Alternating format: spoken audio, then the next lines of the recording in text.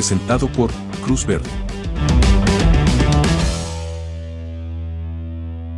Bienvenidos a un nuevo episodio de Republicast. El día de hoy tenemos un episodio bastante interesante donde nos acompaña Rodrigo Fernández Ordóñez. Rodrigo es profesor en el Instituto de Estudios Políticos y Relaciones Internacionales de la Universidad Francisco Marroquín. Es abogado por profesión, pero historiador por pasión, diría yo. Rodri, bienvenido a tu casa. ¿Qué tal? ¿Cómo estás? Gracias, Rafa. Bien. Muchas gracias a todos. Rodrigo, podríamos pasar hablando con él horas y horas de historia, especialmente historia de Guatemala, pero en esta ocasión nos conviene hablar de tu libro. Ese pequeñito, este pequeño amigo que saca. Ajá, ese libro de bolsillo.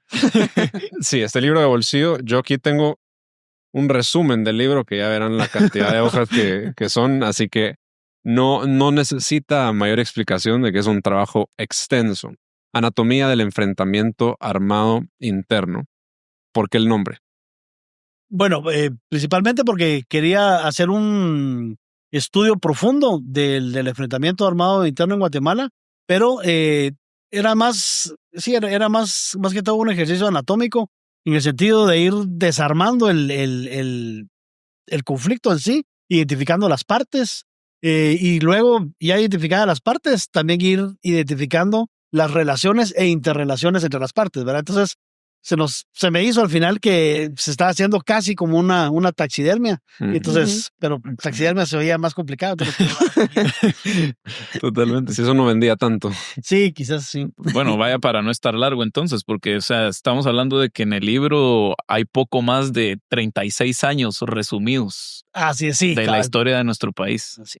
A mí lo que me llama mucho la atención del libro es que no, en varias partes del libro se menciona de que muchas veces la historia del conflicto armado interno en Guatemala se ha presentado desde una visión sesgada. La mayoría de documentos están sesgados y a mí algo que me gusta particularmente de este libro es que presenta todas las partes, así como se habla sobre autores y se citan a los autores tanto de la izquierda como de la derecha y del centro.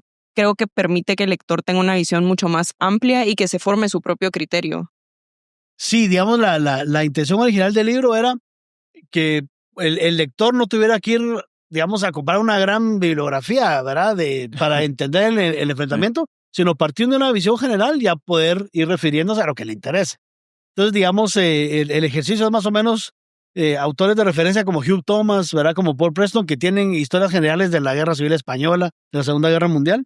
Y entonces yo creí que a Guatemala le hacía falta eso precisamente.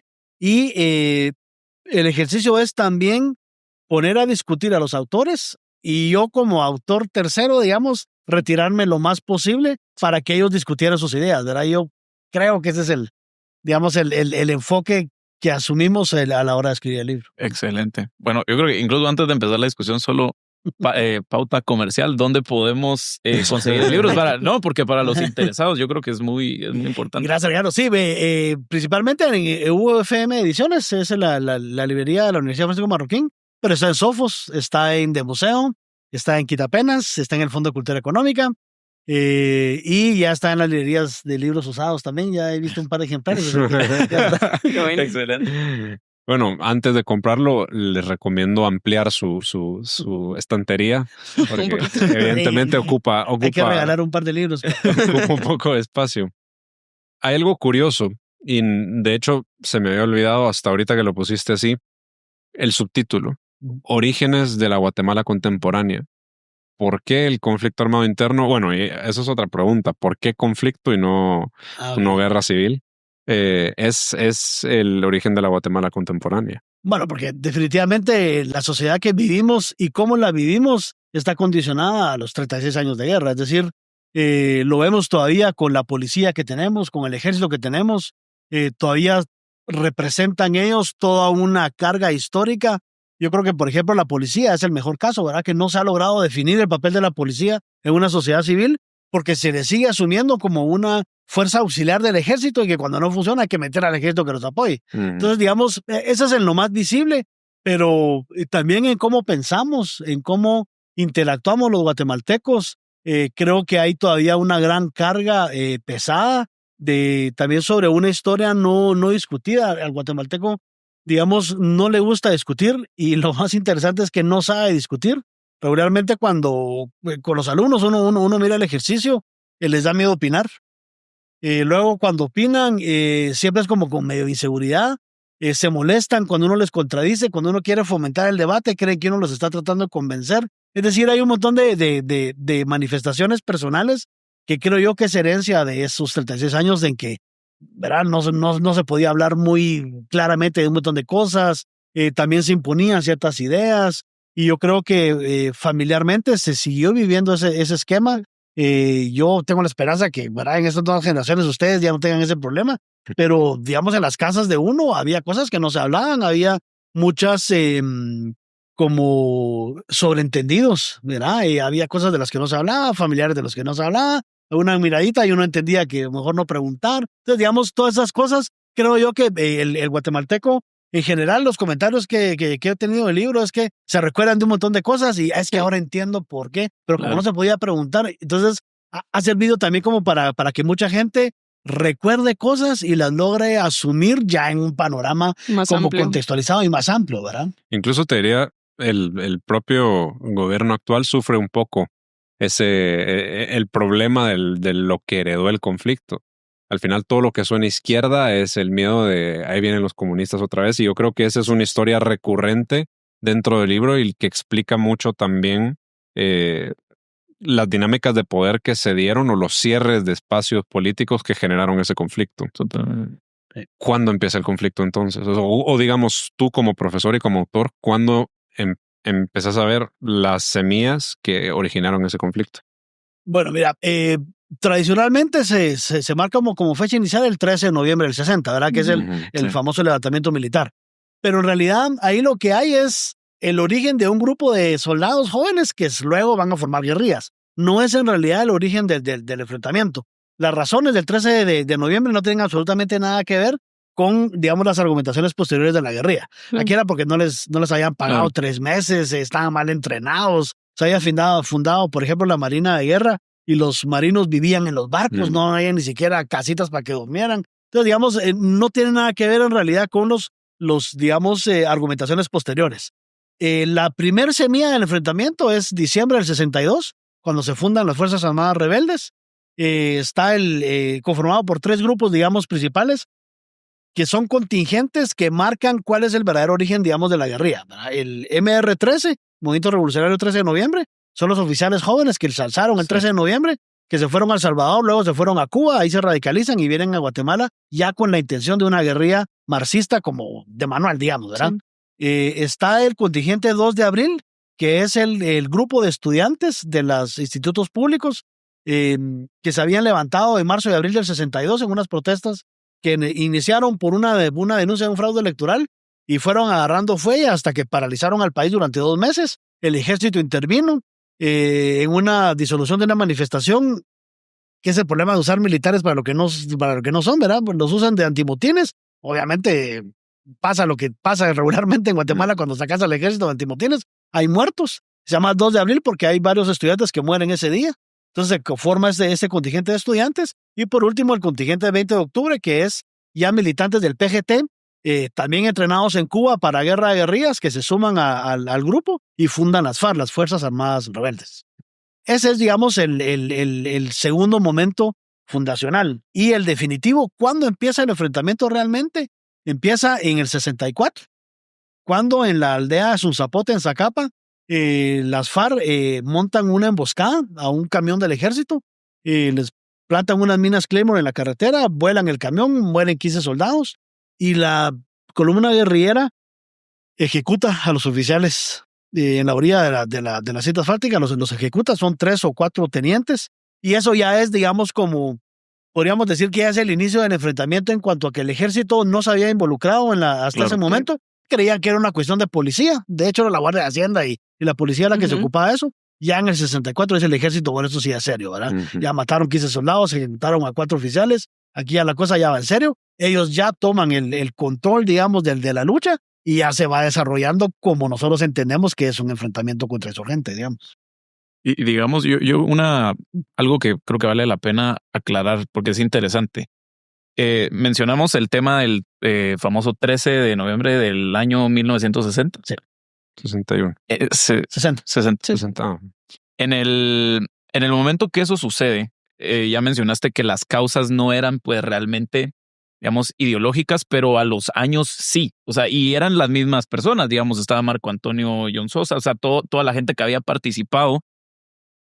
¿En qué momento y por qué entra esa carga ideológica a estos movimientos? Porque es muy diferente sublevarse por temas de falta de pagos, por malas condiciones, a sublevarse ya pensando en una revolución con una carga ideológica concreta. Claro, sí, y es un proceso, digamos, que se da muy rápido. Es interesante. En 2 años se radicalizan. Lo que sucede es que el 13 de noviembre del 60, parte del descontento de los oficiales era que en Guatemala se estaban entrenando cubanos para invadir Cuba, ¿verdad? En la finca del Helvete y en la finca de la Suiza. Y cuando se alzan los oficiales del 13 de noviembre, Idígoras, que era el presidente de la época, solicita el permiso de Estados Unidos de usar a los cubanos para combatir a los oficiales alzados. Entonces ahí ya hay un problema y al final no sirve de nada porque los cubanos sabían de disparar, lo que yo sé. Entonces se meten y se caen. Hay unos que se montan en un avión y se caen del avión cuando el avión está despegando. O sea, es un desastre, pero ya hay una intención de que el Estado de Guatemala va a combatir a sus propios oficiales con tropas mercenarias, ¿verdad? Luego también hay un segundo evento que radicaliza la situación y es que Idígoras le pide también a Estados Unidos autorización para, en Guatemala se habían estado almacenando napalm. Y entonces pide autorización para usar napalm. Y el embajador de Estados Unidos pega el grito en el cielo y dice, estos van a chicharrar a medio país, ¿verdad? Entonces le niegan el permiso para eso. Entonces ya los oficiales como que resienten eso. En enero del 61, Idígoras emite una amnistía, ¿verdad? Un perdón para todos los que se hayan rebelado. Y hay un grupo de oficiales que se acogen a la amnistía, regularmente oficiales superiores. Estamos hablando de mayores para arriba. Y los más jóvenes no se acogen a la amnistía. La razón, digamos, yo en algún momento tuve la oportunidad de hablar con el coronel Arturo Churdercid, y él sí se había acogido a la amnistía. Él terminó su carrera en el ejército, luego fue abogado y demás. Y él me decía que los jóvenes oficiales no se quisieron acoger a la amnistía porque ellos creían que los iba a marcar de por vida el haber participado en el levantamiento, ¿verdad? Claro. Entonces deciden, ¿verdad? Dicen, aquí ya no vamos a pasar de sopa de gavilar, como se dice popularmente. Mejor me salgo y me busco la vida. Se van a El Salvador y en El Salvador el Partido Comunista Salvadoreño se acerca con ellos y, digamos, hay como pláticas, porque, digamos, en toda la cuenca del Caribe habían como intenciones de organizar guerrillas democráticas, digamos, para votar a Somoza. Había, por ejemplo, la de Camaño Deñó en República Dominicana para votar a Trujillo. Había una incipiente guerrilla también en México. Entonces, la idea original era, digamos, derrocar a Idígoras por medio de una guerrilla democrática y luego, digamos, convocar un gobierno de unidad. El problema es que el Partido Comunista Salvadoreño y el PGT, el Partido Comunista Guatemalteco, se acercan a los oficiales estos y les dicen, miren, pero ustedes en realidad no tienen formación política. Ustedes, ¿qué va a pasar si ustedes llegan al poder, si ustedes no saben qué hacer? Entonces nosotros les podemos dar formación política. Y es más, los mandamos a Cuba. Entonces los mandan a Cuba. Y en Cuba se encuentran con un exiliado de mucho peso, Jacobo Arbenz Guzmán, y entonces él es el que realmente, él y Carlos Manuel Fortuny, que ya estaba exiliado también en Cuba, ellos son los que, digamos, como que apadrinan ese movimiento, y ellos son los que realmente le dicen, miren, una guerrilla democrática está bien, pero sería mejor una guerrilla marxista. Y ellos son los que ya, digamos, les venden la idea de las FARC como esa guerrilla, como vos decís, ya formada ideológicamente como una intención, digamos, de una revolución socialista, como, digamos, ellos van a proclamar, digamos, en diciembre del 62. Y digamos, por ejemplo, claramente esta carga ideológica tuvo un efecto en cómo actuaron las FARC y a lo largo del libro se habla mucho de las diferentes generaciones que ha habido. ¿Cómo esa carga ideológica formó esas generaciones o hizo esas transiciones entre las diferentes generaciones de las FARC? Bueno, digamos, el gran problema de las FARC es que, digamos, el PGT en realidad instrumentaliza a los guerrilleros. O sea, ellos dicen, en Guatemala se ha cerrado el espacio político, ¿verdad? La Constitución del 65 cierra definitivamente la opción para que la izquierda participe. Y entonces ya todos llegan a la conclusión de que hay que hacerse oír por las armas. Entonces el PGT dice, bueno, hay un grupo ahí de patojos entusiastas que quieren hacerlo, pues que lo hagan. Y entonces hay una primera deriva radical para, digamos, hacerse con el espacio de político por medio de la violencia. Entonces hay N cantidad de argumentaciones, ¿verdad? Franz Fanon, Jean-Paul Sartre, todos los que vienen a justificar el uso de la violencia. Y en un momento, en el año 66, el problema es que el PGT empieza a criticar a la guerrilla porque dice, miren, ustedes no están formando políticamente ni ustedes ni a la población. Entonces ustedes son lo que decía Lenin, ¿verdad? El infantilismo revolucionario, ¿verdad? Claro. Son un mini ejército que va a llegar al poder y no van a ir a cambiar nada porque no saben de todas las cuentos que les encanta hablar a los de la izquierda marxista. Y entonces el PGT critica a las FARC y las FARC en respuesta expulsan al PGT de las FARC. Entonces ahí acaban las primeras FARC. ¿Y por qué el PGT había roto con las FARC? Porque el PGT había ido a la Unión Soviética y le plantearon al Politburó, miren, ya eran, según ellos, con la novedad de que habían fundado una guerrilla en Guatemala y que había una guerrilla marxista, y los soviéticos se les para el pelo y dicen, muchachos, tranquilos. Entonces, cuenta Greg Grandin, tiene un libro interesante sobre la masacre de Panzós, donde estudia todo el proceso revolucionario, digamos, del PGT. Y él cuenta que el Politburó en Rusia le dice, miren, muchachos, lo peor que puede pasar es que ustedes ganen su revolución. Sí, los guatemaltecos se ganan, pero pues si la idea es una revolución, dice, y aquí perdón por la poca corrección política, pero le dicen, si ustedes ganan la revolución, para Rusia va a ser como tener un hijo retrasado mental. Los vamos a tener que mantener de por vida. Claro. Entonces dicen, no, la vía no es las armas. Entonces los guatemaltecos se van, ¿verdad? Me imagino que con la cola entre las piernas llegan a Guatemala y les imagino que, ¿verdad? César Montes y todo, muchachos, ¿cómo les fue? Nos fue bien, muchachos. Y en realidad no traen el mensaje de la Unión Soviética. Luego vemos que con Cuba eso fue lo que pasó, ¿verdad? Ganó la Revolución Cubana y la Unión Soviética los mantuvo hasta la última. Entonces, digamos, hubo un rompimiento.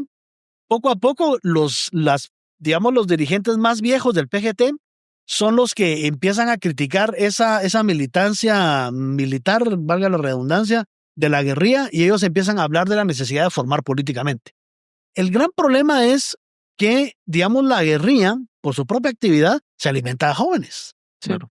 Jóvenes radicalizados, de los institutos públicos, de la universidad, y los jóvenes, digamos, ¿qué es lo que quieren? Imagínense unos patojos de 18, 19 años llenos de testosterona. ¿Qué quieren? Una ametralladora y tirar balas. Y el PGT en un principio se aprovecha de eso. Luego, años después, el PGT dice, no, mira, es que lo estuvimos pensando y la violencia es una de las vías para lograr la revolución, pero no la principal. La revolución se debe hacer por las urnas. Y todos los guerrilleros dicen, bueno, no lo entienden. Exacto, nosotros nos estábamos secuestrando gente, matando gente para unas elecciones democráticas. O sea, a mí no me digas con eso. Claro. Entonces, en el 67 justamente se da ese rompimiento. Y entonces, a partir de 1967, por así decirlo, el PGT queda excluido completamente de la lucha revolucionaria. El PGT opta por las urnas, encima de todo se equivoca el PGT, sí, porque el PGT interrumpe una ofensiva guerrillera en el 66 para apoyar la campaña presidencial de Julio César Méndez Montenegro. Gana Julio César Méndez Montenegro y Julio César es el que aprueba la primera ofensiva sostenida del ejército que va del 66, 67, 68, 69. Luego en el 70 el PGT llama a votar por Arana. Sí. Arana Osorio bajo la premisa, como creen equivocada otra vez, como creen que la revolución y las ideas marxistas era una receta para hacer panqueques, ¿verdad? 2 huevos, una taza de leche y mantequilla, no sé qué. Así era la revolución. Y ellos dicen, si nosotros logramos que gane Arana, y como Arana es un represor y es un militar y es súper violento, va a provocar un levantamiento militar y nosotros vamos a ganar la revolución. ¿Y qué pasa? Arana llega y en cuestión de 1 año eliminó a la guerrilla. Entonces, digamos, hay ahí, digamos, ese rompimiento. Pero los jóvenes sí se siguen radicalizando y los que van a ser puntuales para esto va a ser Julio César Macías, ¿verdad? César Montes y Rolando Morán, Ricardo Ramírez. Uh-huh. Ellos son los que van digamos, súper radicalizados, liberados de la línea política del PGT. Ellos sí se van a volver, y ese es uno de los grandes problemas de por qué dura 36 años el enfrentamiento, es porque ellos sí creen que la vía militar violenta es la vía para hacerse el poder. Claro. Sí. Por ejemplo, espero que me estén tratando, pero digamos, por ejemplo, el único que no estuvo de acuerdo para firmar los tratados de paz era Rolando Morán, que en el 96 todavía creía que la guerrilla podía ganar. Sí. Todos le dijeron, mira, ya despertado, o sea, si tenés 5,000 colochos ahí, toda la burra negera y eran 5,000 personas ya. Entonces, digamos, pero eso nos dice mucho de cómo, digamos, esa radicalización en los jóvenes le dio combustible para los 36 años. Y le jugó en contra al final. Totalmente, porque en realidad el gran problema que tuvo esa visión militar es que nunca se pusieron a pensar, y ese es un gran problema de la guerrilla guatemalteca, es que no hubo tampoco una crítica de pensar si la gente estaba reaccionando positivamente o no a la militarización. La gente se asustó. De hecho, en alguna ocasión, creo que en alguna de las memorias de José Manuel Fortuny, él menciona que una de sus grandes críticas hacia la guerrilla, él siendo parte del PGT y todo, era que la violencia, incluso si se lograba, digamos, solidificar la revolución violenta a través de las armas de un movimiento marxista, no iba a funcionar al momento de llegar al poder porque la gente no estaba radicalizada realmente. O sea, el pueblo, por así decirlo, los ciudadanos no estaban radicalizados, sino tenías a un ejército de personas con una idea que pretendían llegar al poder, pero sin apoyo popular. Y es que históricamente parece un conflicto prematuro. O sea, si uno ve, si lo compara con Cuba, obviamente no, están en la misma línea temporal. Pero en Centroamérica, el auge guerrillero o el inicio de la mayoría de conflictos fue finales de los 70, principios de los 80. O sea, ¿por qué en Guatemala, cuando parecía que no estaba todavía listo ese caldo de cultivo que en el resto de la región sí se sintió a finales de la década de los 70, ¿por qué desde el 60, más allá de las condiciones del gobierno de Dígoras, qué llevó a la guerrilla a pensar que era el momento oportuno para iniciar una guerra? Sí, digamos, las condiciones objetivas de la revolución las evaluaron desde una perspectiva equivocada. Digamos, Guatemala está cambiando. Guatemala es el primer país de Centroamérica que empieza a dar sus pinitos en industrialización en los años 60. Hay un fenómeno muy claro, digamos, de migración del campo a la ciudad. Durante los años 60, la ciudad de Guatemala empieza de repente a crecer y a desarrollar un cinturón industrial. Y esto va a llevar a una circunstancia que no muchos le han puesto atención. Y es que en la Universidad de San Carlos de Guatemala, de repente, digamos, pasa de tener 2,000, 3,000 estudiantes a tener 9,000, 10,000, 20,000. Entonces, digamos, son los hijos de los obreros, digamos, o de la gente que emigra del campo a la ciudad, que no siempre consiguen trabajo, se quedan en la economía informal, pero mandan a sus hijos a estudiar. Entonces, digamos, sí hay una radicalización en los institutos de educación media y en la universidad, porque sí hay, digamos, como una conjunción de un gran grupo de gente que tiene los mismos problemas, ¿verdad? Viven en los cinturones de miseria, el Estado no llega a ellos, no hay servicios, no hay trabajo. Porque, digamos, el gran problema de la industrialización de Guatemala es que, como todo en Guatemala, es un proceso súper lento y limitado. Guatemala nunca pasó de la industrialización liviana. Sí. Es decir, verá uno, porque uno se imagina a una gran fábrica. Aquí en Guatemala es relativo todo. Aquí no hubo fundiciones, no hubo ensamblaje de carros, no hubo acereras. Era, digamos, una primera fase de industrialización que no dio para digamos, darle trabajo a todos. Entonces, cuando confluyen en la universidad estos patojos, todos tienen los mismos problemas. El papá no tiene trabajo, la mamá vive de coser, de dar comida, el papá es bolo y le pega a la mujer, ¿verdad? Que son todas esas condiciones que regularmente se dan en situaciones de pobreza. Entonces, todo este montón de gente se junta en la universidad, y la universidad para eso es realmente, ¿verdad? La universidad era un foro de discusión de problemas nacionales, fundan institutos de problemas nacionales, y lo que se discute es eso. Entonces, ¿cuál es la solución? ¿Verdad?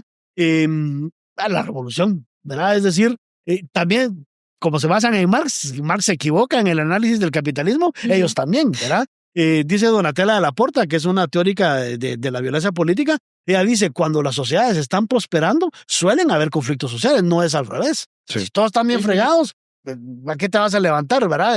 Los grandes repuntes delincuenciales es porque hay gente que le está yendo bien y la gente que no le está yendo bien va a saltar a los que le está yendo bien. O sea, si todos son pobres, por eso en Cuba me imagino que no han de tener ese problema de delincuencia, porque ¿qué se van a robar, verdad? Claro, es la teoría de la curva invertida de J, la J invertida. Exactamente. Que tras un largo periodo de crecimiento hay un pequeño, breve estancamiento que suele ser una chispa revolucionaria. Y que es contraintuitivo, porque uno creería que la pobreza, eso genera violencia, es al revés, Sí. ¿verdad? Sí. Es la prosperidad la que exacerba las diferencias. Las prioridades estando en un estado de pobreza son otras. Exactamente. No hacer la revolución.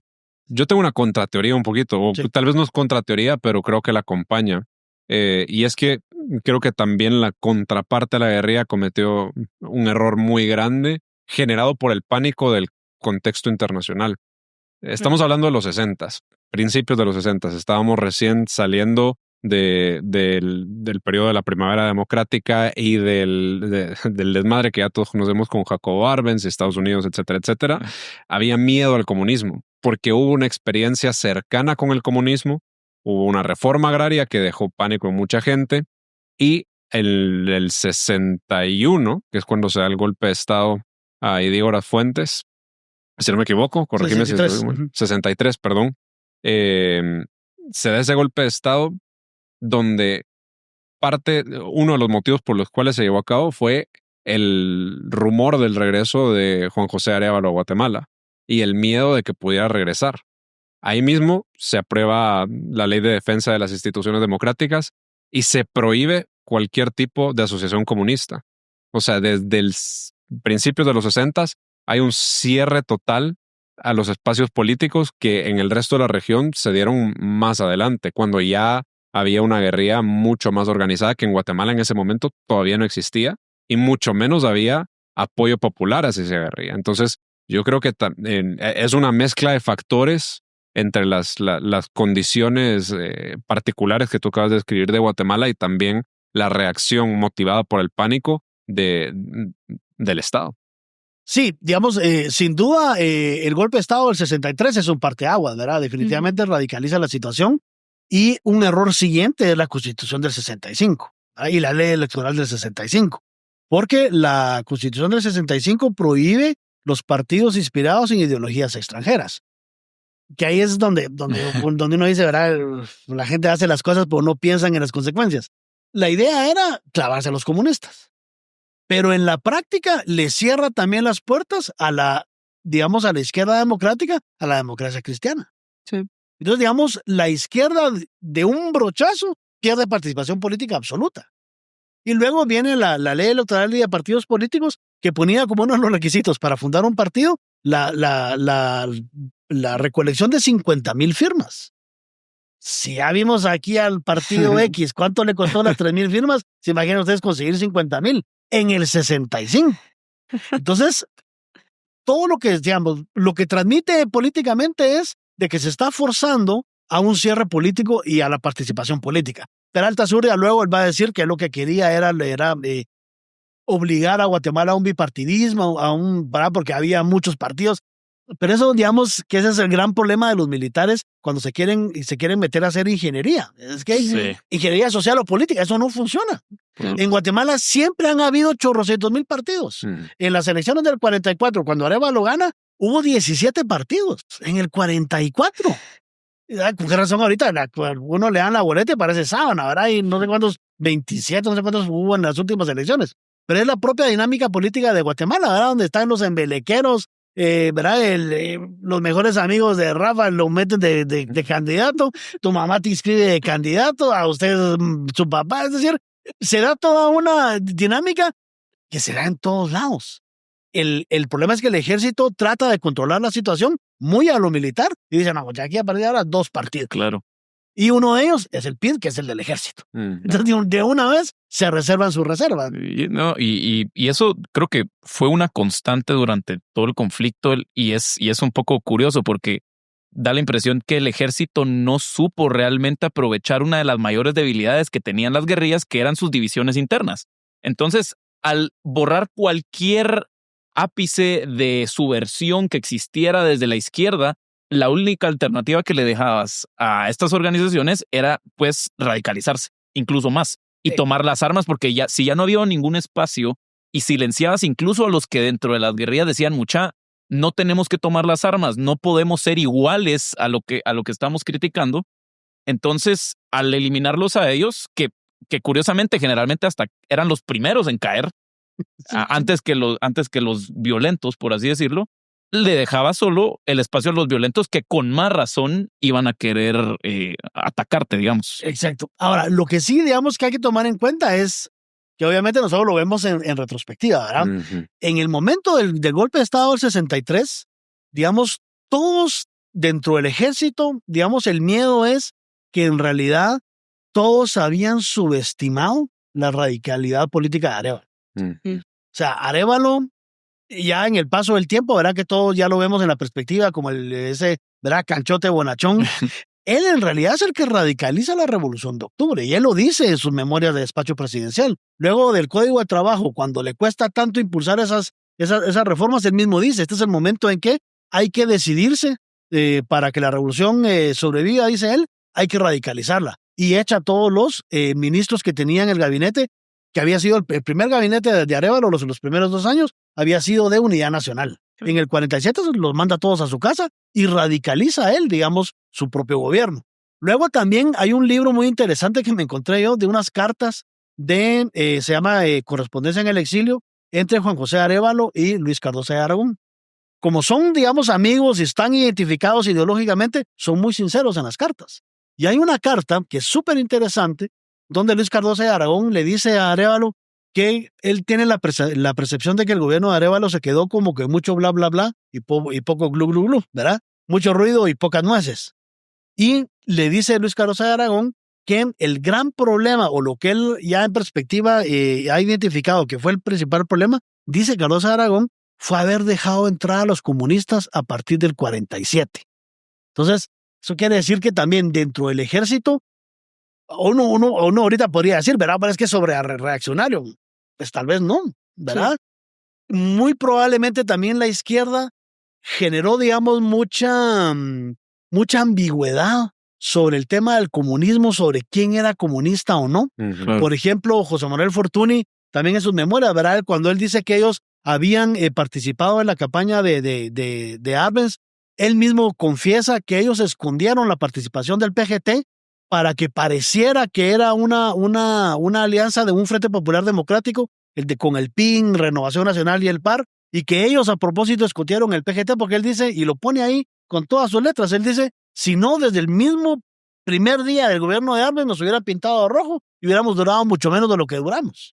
Entonces, Probablemente. ¿verdad? Esas ambigüedades yo creo que los oficiales del ejército, a raíz del asesinato de Francisco Javier Arana, entendieron que la cosa era muchísimo más complicada de lo que parecía a simple vista. Yo te voy a hacer a lo largo del podcast un par de preguntas que pueden parecer fuertes, pero que creo que también ayudan a ir respondiendo algunas de esas preguntas que los guatemaltecos siempre tienen en la mente. Y una de estas, y no me quiero desviar y regresar mucho en el tiempo, esto es importante para el conflicto, es ¿el gobierno de Jacobo Arbenz era comunista? Yo creo que sí. Y digamos, te lo matizo un poquito. Y ahí coincido, ideológicamente estoy en el otro extremo, digamos, de Susan Jonas. Pero Susan Jonas en el Guatemala Plan Maestro para el Continente tiene una frase de oro. Ella dice, la pregunta no es si Jacobo Arbenz era comunista o no. A la larga eso es lo menos importante. Lo que es importante es que o era el tonto útil del comunismo o el compañero de viaje del comunismo. Porque todos dicen, no, es que Jacobo no era comunista porque él se afilió al PGT hasta el 60. Es que eso no importa. Claro. Lo que importa es que él abrió las puertas para que el PGT gobernara, que pese a que el costo político del gobierno del PGT fue altísimo, porque se le fueron yendo los partidos, Renovación Nacional, que eran, en realidad, Renovación Nacional y Vanguardia Nacional, que eran 2 partidos súper radicalizados de la revolución, dejan solo a Jacobo Arbenz. Y él aún así persiste en apoyarse en el PGT. Hay un libro muy interesante que se llama, este es de Jim Handy, se llama Revolution in the Countryside, donde él narra precisamente cómo en la misma medida que Jacobo Arbenz se empieza a radicalizar la revolución, se le empiezan a ir los apoyos políticos. Y le pasa lo que al gobierno actual, ¿verdad? Se queda con 4 diputados en el Congreso y una gran oposición que le bloquea absolutamente todo. Entonces, ¿qué le queda?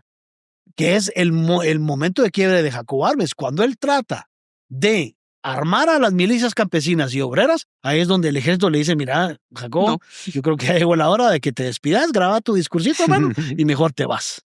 Porque el ejército había tratado de mantener hasta cierto punto, digamos, sostener a Jacobo Arbenz durante 51, 52, 53, el 54 ya hay problemas. Y hay un problema muy clave para el ejército y es que cuando se impulsa la reforma agraria, el DAN, el Departamento Agrario Nacional, pierde el control de la reforma agraria y empiezan a darse invasiones de fincas, asesinatos de los capataces, de los administradores, de los finqueros para ocupar las fincas, porque el proceso era larguísimo. Había que identificar la tierra, ir a denunciar al comité agrario local, subía al municipal, subía al departamento. Para todo esto, tu abuelo tal vez recibía la finca. Entonces la gente lo que dice es, nosotros no vamos a esperar eso. Nosotros vamos a ir a tomar la tierra. Y es interesante que en algún momento, aquí no me recuerdo si es Arévalo el que es en despacho presidencial o es alguien más el que confiesa que Alfonso Bauer Pais y Chemanuel Fortuny estaban en el campo incentivando la toma de fincas. Claro. Porque querían hacer lo que había pasado en Italia en el 46, ¿verdad? Inspirados en las ideas de Gramsci, ¿verdad? De proclamar las repúblicas agrarias. Entonces el ejército lo que dice, muchachos, se está saliendo de madre. Entonces, y luego, que todos dicen, no, es que es casualidad. Luego descubren el barco, el Argem, que viene en secreto, blindado, con armas checas, a Puerto Barrios. No lo recibe el ejército, sino lo iba a recibir la policía secreta. Es decir, el ejército dice, aquí se está cocinando algo, ¿verdad? Entonces ahí es donde ya el ejército dice, mano, Jacobo, andate a despedir y ahí nos vemos, ¿verdad? Ese es en realidad, creo yo, que es el espíritu que persiste en el año 63, de que Arévalo y Arbenz eran muchísimo más radicales de lo que la gente entendía. Entonces, que es la reacción del ejército es porque, digamos, y Miguel Diego de las Fuentes, ¿verdad? El famoso Mistondestún caudillo, ¿verdad? Él decía que había que democratizar y que la izquierda debería participar y que el Partido Comunista participara en las elecciones. Y digamos, suena lógico. Muy probablemente el desempeño electoral del partido del PGT hubiera sido pobrísimo.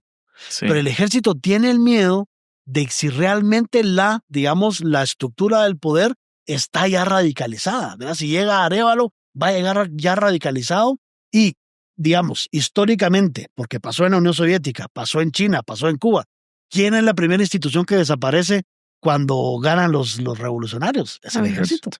Y digamos, ¿usted le atribuiría esta como confusión entre la población de que realmente no se sabía quién era Jacobo Arbenz, hacia dónde iba su gobierno, también ese miedo que se generó entre la población y realmente el fracaso que tuvo en los primeros levantamientos porque la población no estaba respondiendo por ese miedo que existía?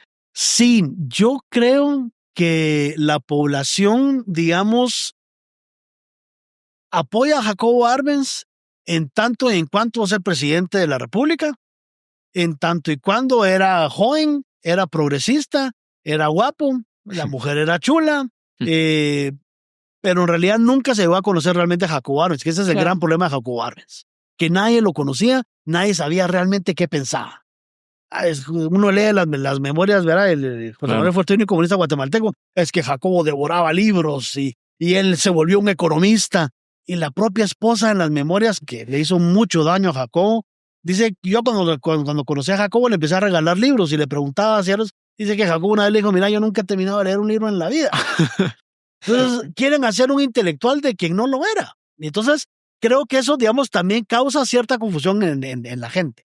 Luego también Mario Efraín Nájera Farfán, él tiene un libro que se llama Los estafadores de la democracia. Él lo que plantea, él fue de los que tuvo la maravillosa idea de traer a José Arévalo de Argentina para que fuera candidato presidencial. De hecho, cuando le prohíben a José Arévalo ser candidato, porque supuestamente se había nacionalizado argentino, él va a los registros a demostrar que no era cierto. él lo que explica en su libro, porque él se vuelve del MLN al final, y él lo que explica es que el guatemalteco apoyaba la revolución entendida como apertura democrática. Quitar a Huico, quitar a Ponce, que hubo elecciones, votar cada 4 años y que se... Por supuesto. Ya el proceso, que es el que le trata de dar a Arévalo al final de su gobierno, y Arbenz de reformar las estructuras injustas, de cambiar al Estado, esto es donde ya el guatemalteco ya le da miedo, porque el guatemalteco es conservador, ¿verdad? Y el guatemalteco lo que quiere es trabajar tranquilo. Al 90% de la población no le importa la política, no le interesa. Lo que quieren es trabajar tranquilos, tener su dinerito, ahorrarlo, gastárselo. Eso es lo que quieren.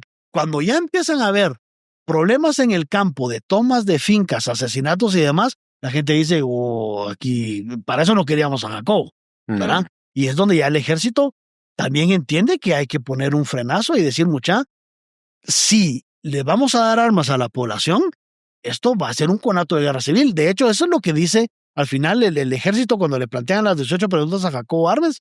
Le dicen, estamos al borde de la guerra civil, o sea, ¿qué pensás vos al respecto, verdad? Sacar a los comunistas del gabinete. Y él decide que no y pasa lo que pasa, ¿verdad? Es curioso. Y es un buen preámbulo que nos explica un poco la sociología del guatemalteco al momento del conflicto y ayuda a responder la duda de por qué desde el 60 ya estábamos rebotando de pared en pared al borde de que estallara algo, pero se tardó en estallar. O sea, estamos hablando de que toda la década de los 60 es tal vez una guerra de baja intensidad. Incluso si la comparamos con el vecino, con mi patria, es una guerra bastante de menor intensidad que lo que se vivió en El Salvador. Creo que esa es una pregunta a la que hay que llegar después, pero tenemos que llegar a esa generación de guerrillas ya en el 70. Sí. Tú mencionas en tu libro, en el 74 queda derrotada de alguna manera la primera generación de guerrillas, pero al mismo tiempo empiezan a llegar a Guatemala guerrilleros entrenados en Cuba. Ujú. ¿Cómo empieza esa segunda generación? Bueno, empieza por un quiebre que se da en el 67, en marzo del 67. Rolando Morán publica un documento que se llama el Documento de Marzo, donde ya la guerrilla está derrotada. Lo que pasa es que el ejército se moderniza y logra, que es una cuestión muy importante, esto es en términos militares, no espero no aburrirlos y poderlo condensar lo suficiente.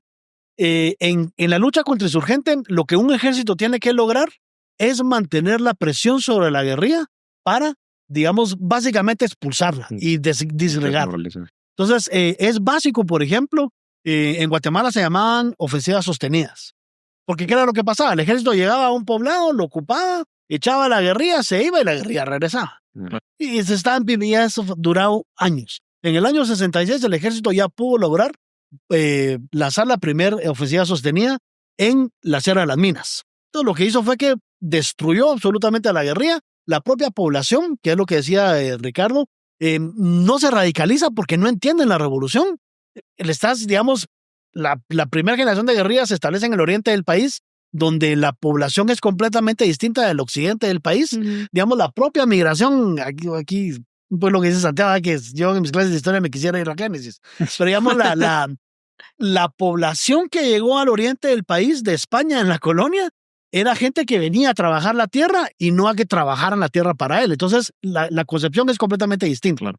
La gente de Chiquimula, de Jalapa, era gente que venía a trabajar la tierra. Y regularmente, en la mayor parte del oriente del país, eran propietarios de la tierra. Entonces, llega John Sosa, llega a Turso Lima a hacer un meeting y van a decir, muchachos, que le vamos a quitar la tierra a los ricos para hacer las alfores. La madre dice, mano, pues me vas a quitar mi tierra. ¿Y yo por qué? ¿Yo qué te hice? Y sobre todo porque John Sosa era conocido en el oriente del país. Él era de Morales y Zabal, ¿verdad? Sí. Era el hijo del chino John que tenía una tienda. Entonces decía, pero para el chinito John se le está... ¿Por qué nos va a quitar la tierra a nosotros? Y entonces empieza a dar un fenómeno que es lo que le permite al ejército mejorar sus capacidades, es que la gente empieza a colaborar con el ejército. Hay por ejemplo, una emboscada que le hace el ejército a la guerrilla atacando un campamento militar donde capturan a René Castillo. Matan a 25 guerrilleros de un solo operativo. Porque la gente empieza a decir, miren muchachos, la guerrilla está en tal y tal lugar. Porque digamos, se empieza a dar una constante y yo creo que se transmite en el libro. Empiezan a haber un montón de operaciones del ejército donde caen 17, 20, 25 guerrilleros en un solo operativo. ¿Eso qué quiere decir? Que la guerrilla había perdido la iniciativa. Ujú. Y ya el ejército dominaba la situación. Y entonces destruyen digamos, la capacidad militar de la guerrilla y se disgregan.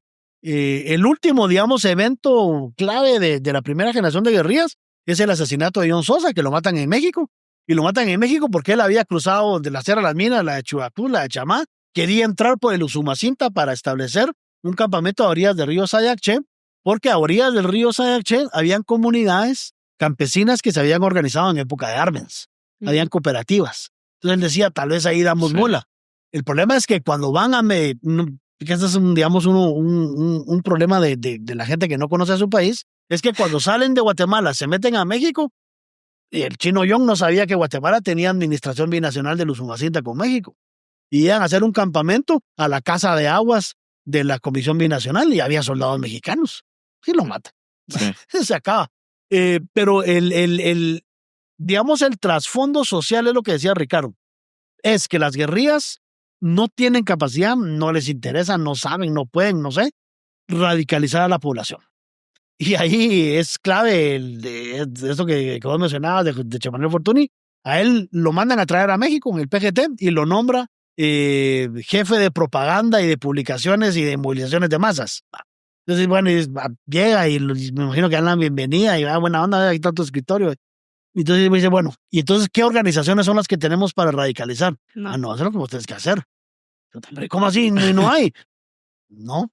Hay que encontrarlas. Exacto. Entonces vos sos jefe de un departamento que no tenés nada a tu cargo. Entonces José Manuel Fortuny renuncia. Dice, mira, muchachos, esto es una payasada.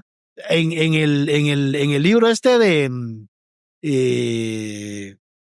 porque él tiene una larguísima entrevista súper interesante con el Bolo Flores.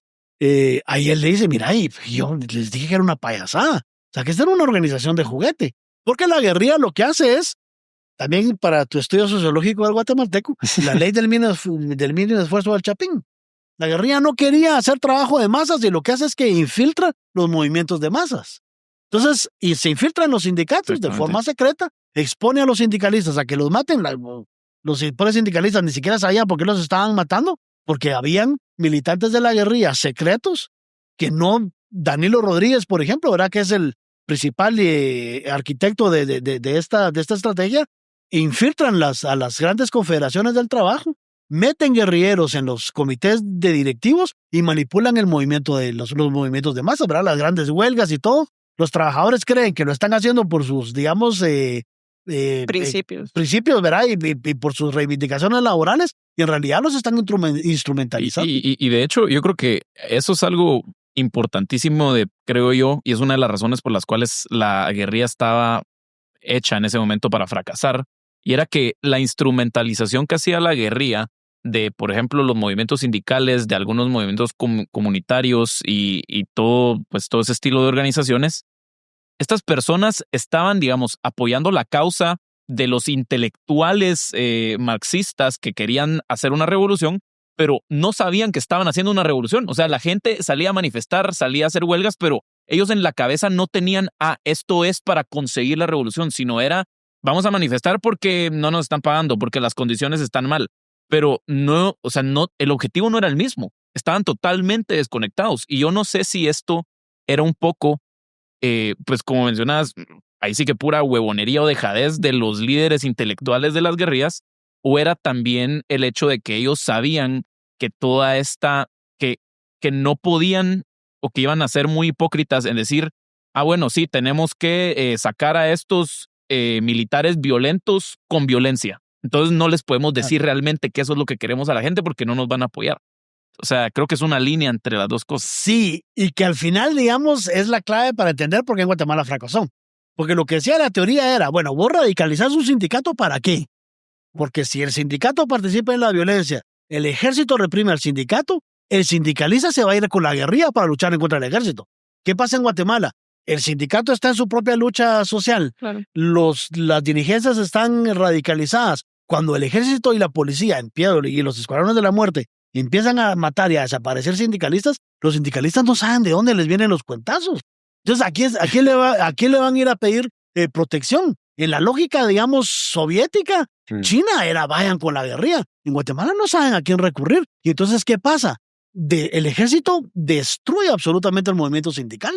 Entonces, digamos, los sindicatos, a partir del año 78, que son las últimas grandes movilizaciones, porque había subido el transporte público de 5 a 10 centavos, en octubre, el 20 de octubre del 78 es la última gran manifestación. Y ahí, por ejemplo, en el diario militar han aparecido fotos, ¿verdad?, de los dosieres que habían, y hay fotos, de verdad, de los manifestantes, todos ya marcados con una X para que la judicial supiera por quién tenía que ir. Pero el hecho es que desmembra completamente la movilización sindical, porque los sindicatos no saben que están siendo instrumentalizados. De hecho, el primero que lo menciona y lo descalifican casi inmediatamente, yo creo que al final se escondió, no sé si estará vivo o se escondió, fue Danilo Rodríguez. Él en unas columnas en el periódico, en el siglo XXI, en la época, empezó a denunciar eso. Y de hecho, él es el primero que, por ejemplo, nos empieza a dar luces de qué estaba pasando en los movimientos revolucionarios, porque él es el primero en decir que a Irma Flacker no la mató el ejército, sino fue la guerrilla la que la ejecutó. Él es el primero. ¿Por qué? Porque él era amigo de ella. Dice, yo la recluté. Pero las FARC desconfiaban de Irma, porque Irma era muy amiga de Álvarez, de Donaldo Álvarez. Entonces todos la acusan de que es un doble agente, lo mismo que con Roque Dalton, ¿verdad? Entonces hay que matarla. Entonces nos pasamos 20 años acusando al ejército del asesinato de Irma Flacker, y gracias a Danilo Rodríguez sabemos que eso no es cierto. Y la matazón, lo que pasó con el movimiento sindical en los años 70 es en realidad responsabilidad de la guerrilla. Ellos expusieron al movimiento sindical. Yo creo que tristemente también no solo fueron los sindicalistas, sino también fueron los campesinos, los indígenas, porque el error que cometió ahí la guerrilla realmente fue que ellos abogaron por su causa y después los abandonaron, los dejaban ahí y que luego llegaba el ejército y pues eran los que habían hecho las acciones, ¿verdad? Entonces, yo creo que ahí fue un fracaso que luego el ejército supo tomar ese descontento que había en estos movimientos y volverlos en contra de la guerrilla. No, sí, definitivamente sí. No, y absolutamente en relación a eso, es que absolutamente tienen la responsabilidad, tuvieron la responsabilidad de muchas de estas tragedias, porque utilizaban a estas personas y a estas comunidades y a los líderes sindicales como carne de cañón. Exacto. Para su causa.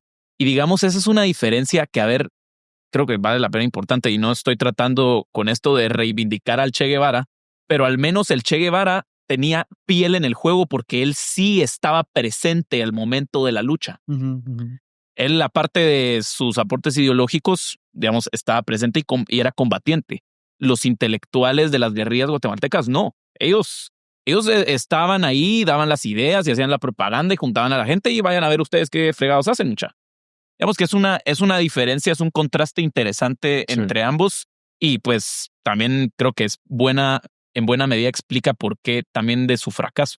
Ahorita que lo mencionaste, yo creo que es súper buen punto para dar entrada al otro que quería tocar. Tenemos una guerrilla que está conformada principalmente por exmiembros del ejército que se declararon rebeldes a principios de los 60 e intelectuales burgueses, como los denunciaba Fortuny, miembros del Partido Guatemalteco del Trabajo. Hay un chirmol de guerrillas que se disolvieron y se volvieron a unificar incontables veces. ¿En qué momento? Aquí hay un actor importante que no hemos mencionado, porque no estaba en la guerrilla en ese momento. ¿En qué momento entra el campesinado? Bueno, el campesinado, digamos, siempre está presente de una forma u otra. El gran problema es que en la teoría revolucionaria como que no se le logra encontrar el papel idóneo al campesinado. Y ese es uno de los grandes problemas que tiene la guerrilla en Guatemala. Porque, por ejemplo, el PGT rechazaba la participación campesina e indígena en la revolución, porque ellos decían, ellos no tienen ni la más mínima idea de lo que es una revolución, ni la van a tener nunca. Entonces no hay que perder el tiempo con ellos. El PGT lo que decía es, hay que generar una conciencia de clase y radicalizar al proletariado. El problema es que el proletariado en Guatemala, ¿qué es el proletariado, verdad? Sí, tú mismo dijiste que la industrialización aquí la industrialización. Por ejemplo, los que fundan el Partido Comunista en Guatemala en el 1921 eran comunistas en un sentido absoluto, aquí, digamos, Silverio Ortiz, todos estos grandes, digamos, comunistas de la década de los 20 eran casi anarquistas, digamos, ¿verdad? Que esa es una de las grandes, digamos, ventajas que tiene el Estado guatemalteco cuando quiere combatir a la izquierda guatemalteca, como decía, ¿verdad? Hay un montón, chorrocientas mil facciones. En Guatemala siempre hubo, digamos, una tendencia a la atomización de las organizaciones y sobre todo a la radicalización hacia el anarquismo de las organizaciones, no los comunistas. Entonces, en los años 60 hay una discusión sobre cómo atraer a ese campesinado, digamos, a la revolución. El problema es que hay que formarlos políticamente y John Sosa ellos no tienen tiempo para eso. Entonces, cuando se disuelven las FARC por cuarta vez, ¿verdad? Que ya es el último momento, ¿no? Porque ahí, ¿verdad? Van y vienen. Las cuartas FARC se disuelven y muchos, digamos, guerrilleros de la seccional de Occidente se van a México. Entonces ahí empiezan como a platicar y a sondear, ¿verdad? Para reorganizar a la guerrilla. Y allí hay una antropóloga guatemalteca, Aurora Marina Arriola, que estudia en la UNAM. Y ella tiene un libro muy interesante que se llama Obstinado sobrevivir, donde ella cuenta, digamos, más o menos su vida, que esas vidas, ¿verdad? Que es súper complicadas. Y ella es la que tiene la idea de que hay que radicalizar al campesinado para obligarlo a participar en la revolución. Entonces, digamos, ella es la primera que dice, ni siquiera hay que prepararlos políticamente, sino que hay que obligarlos. Entonces, surgen otras ideas, ¿verdad? Por ejemplo, creo que es Gustavo Porras el que plantea que se discutió sobre el papel del indígena en la revolución. Entonces decían, bueno, ¿y qué hacemos con el indígena, verdad? ¿Querrá participar o no? Es que eso no importa si quieren o no. Lo que hay que hacer es obligarlos. Entonces, digamos, ahí es donde ya empiezan a haber otras fases, digamos, de instrumentalización de otro tipo de organizaciones. El campesinado en Guatemala es muy interesante porque desde la época de Arbenz ya se había organizado. Habían ligas campesinas, habían cooperativas campesinas, muchas financiadas por el propio ejército. Digamos, tanto Peralta Zurdia como Julio César Méndez Montenegro, como el propio Arana, eran amigos de las cooperativas indígenas, porque ellos decían que esa era una solución en la que se generara desarrollo y prosperidad en lugares donde el Estado no podía llegar. Entonces ellos financiaron el movimiento cooperativista, que irónicamente lo financió la AID también. La Iglesia Católica también apoyó y luego se les fueron todos. Entonces los campesinos, digamos, ya habían organizaciones y entonces ya es como muy fácil radicalizar a esa población, o eso creía la guerrilla. En el año 77 hay una reunión que se va a llamar la reunión de Tecpan, donde el EGP, que ya está en formación, trata de orillar a las organizaciones indígenas a participar en la guerra. Y cuenta Emeterio Toj que el EGP los convoca y les manda ya la famosa declaración de Tecpan, ya les venía hecha desde México o desde Cuba.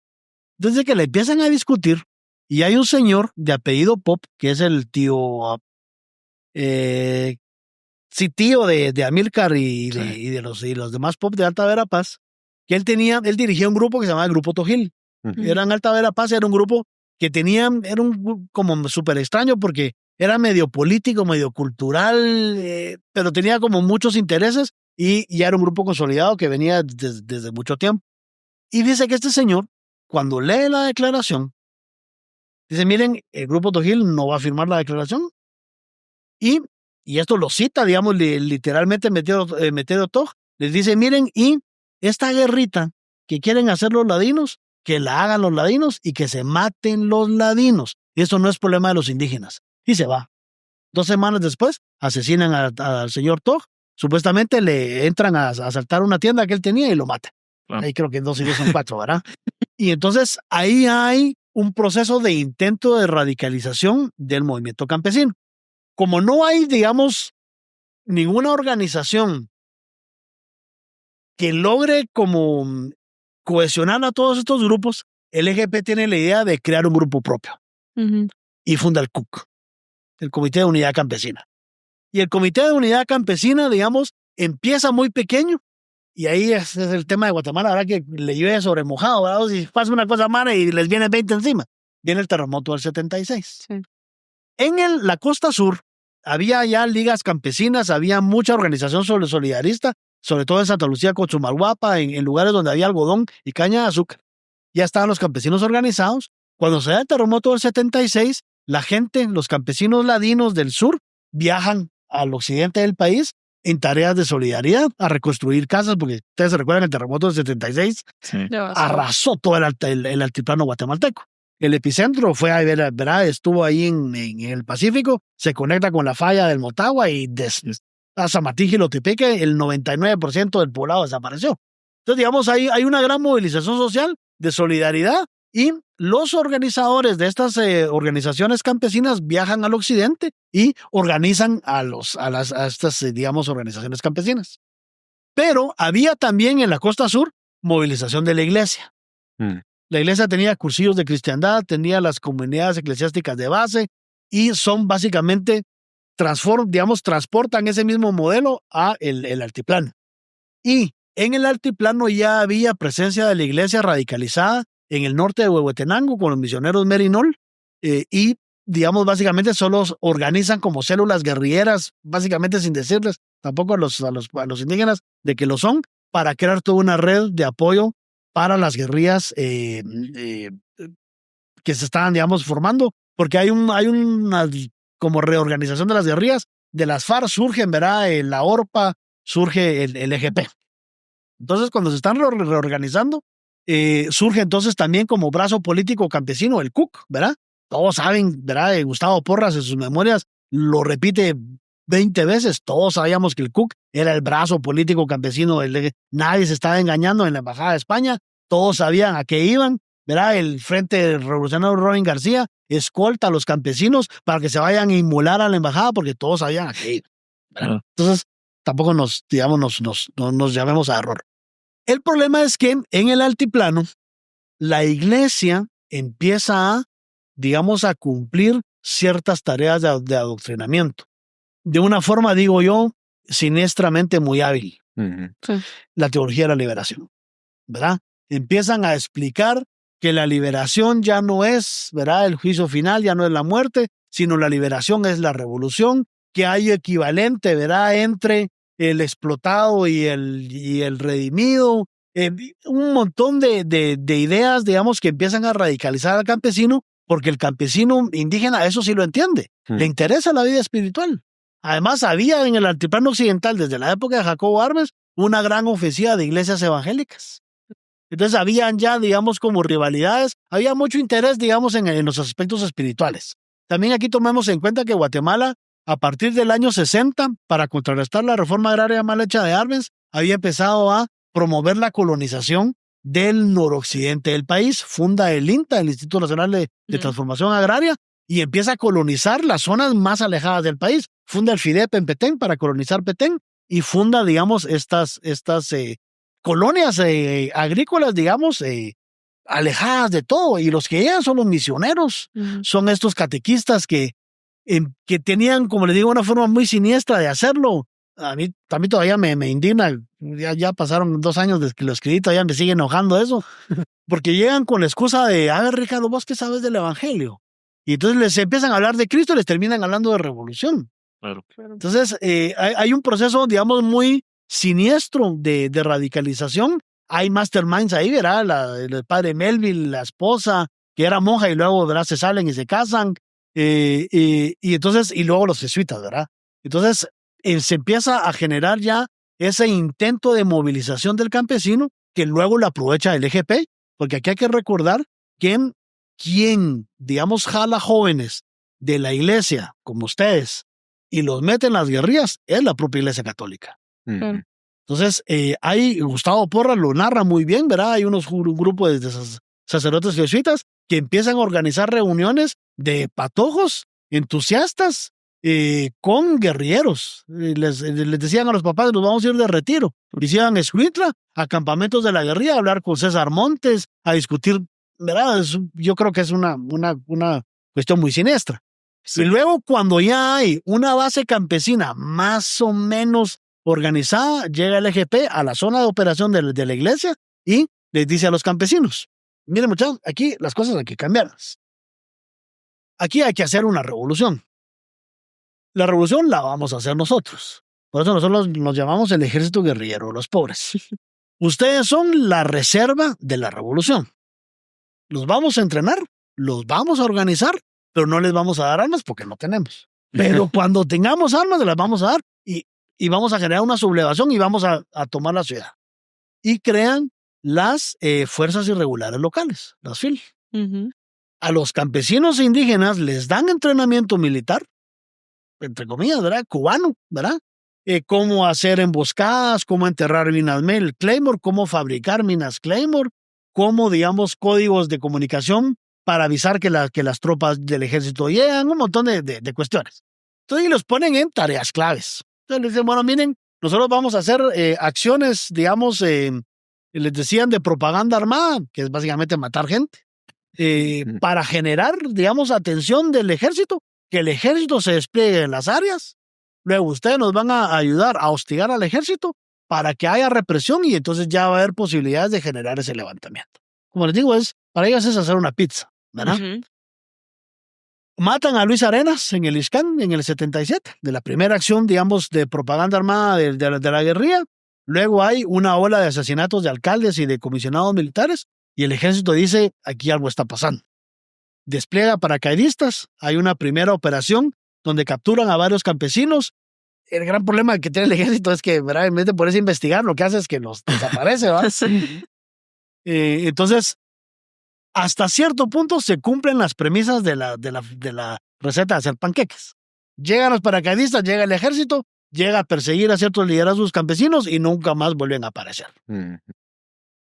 El problema, y es en realidad uno de los parteaguas de la historia de Guatemala y que poco sabemos, es que hay un momento en que la guerrilla empieza a organizar, que pasó en El Salvador con niños, a organizar oleadas de campesinos a que atacaran destacamentos militares para que el ejército no les disparara en teoría y atrás venían las columnas guerrilleras para tratar de tomar los destacamentos militares. ¿Qué pasa? Subestiman al ejército y el ejército va a venir gente en contra de los destacamentos y les dispara. Eso quiero que nos lleve a una fase distinta del podcast, que es preguntarte por hechos puntuales de la guerra que creo que se tienen que desmitificar o bien reforzar la narrativa que ya está instaurada. Y creo que todos sabemos cuál va a ser la última pregunta de esta serie.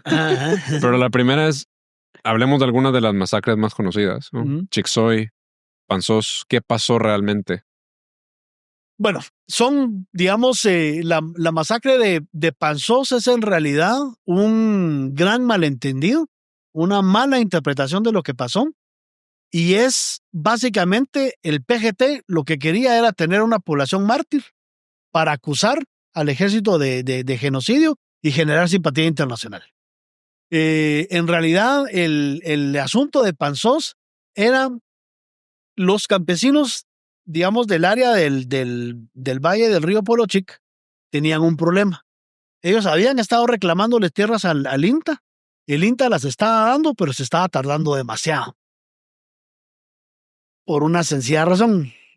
Los militares también estaban pidiendo tierras y registrando tierras a su favor porque se iba a construir la famosa franja transversal del norte. Entonces compraban a precio de frijol y vendían a precio de oro, ¿verdad?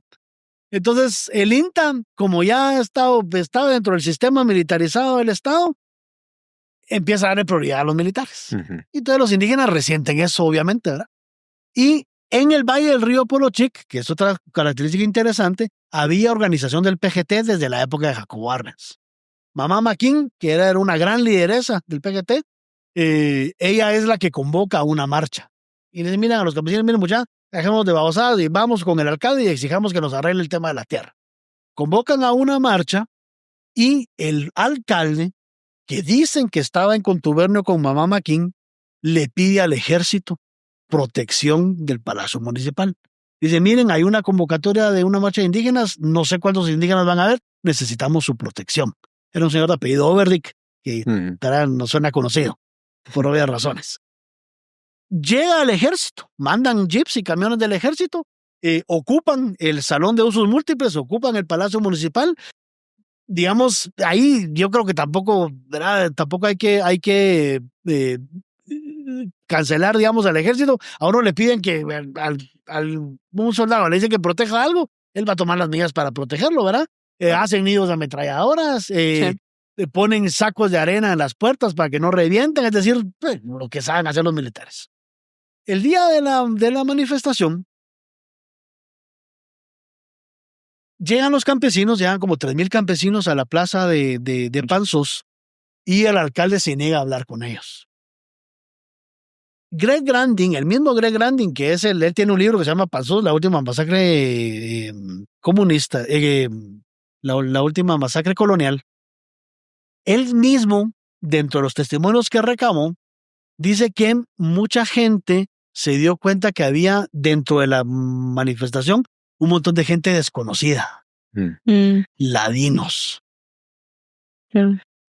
y que en algún momento, y esto lo cuenta también Gabriel Aguilera, papá, no el hijo, Gabriel Aguilera, papá, él tiene un libro que se llama La dialéctica del terror en Guatemala. Era un libro de promoción del EGP para denunciar la masacre de Panzós, pero yo no sé si por error editorial se les pasó un testimonio. Y hay un testimonio de un campesino que sobrevivió a la masacre, que él dice que él estaba a la par de Mamá Maquín y que Mamá Maquín sacó un machete, le escupió a un soldado, le quiso quitar el fusil y le tiró un machetazo.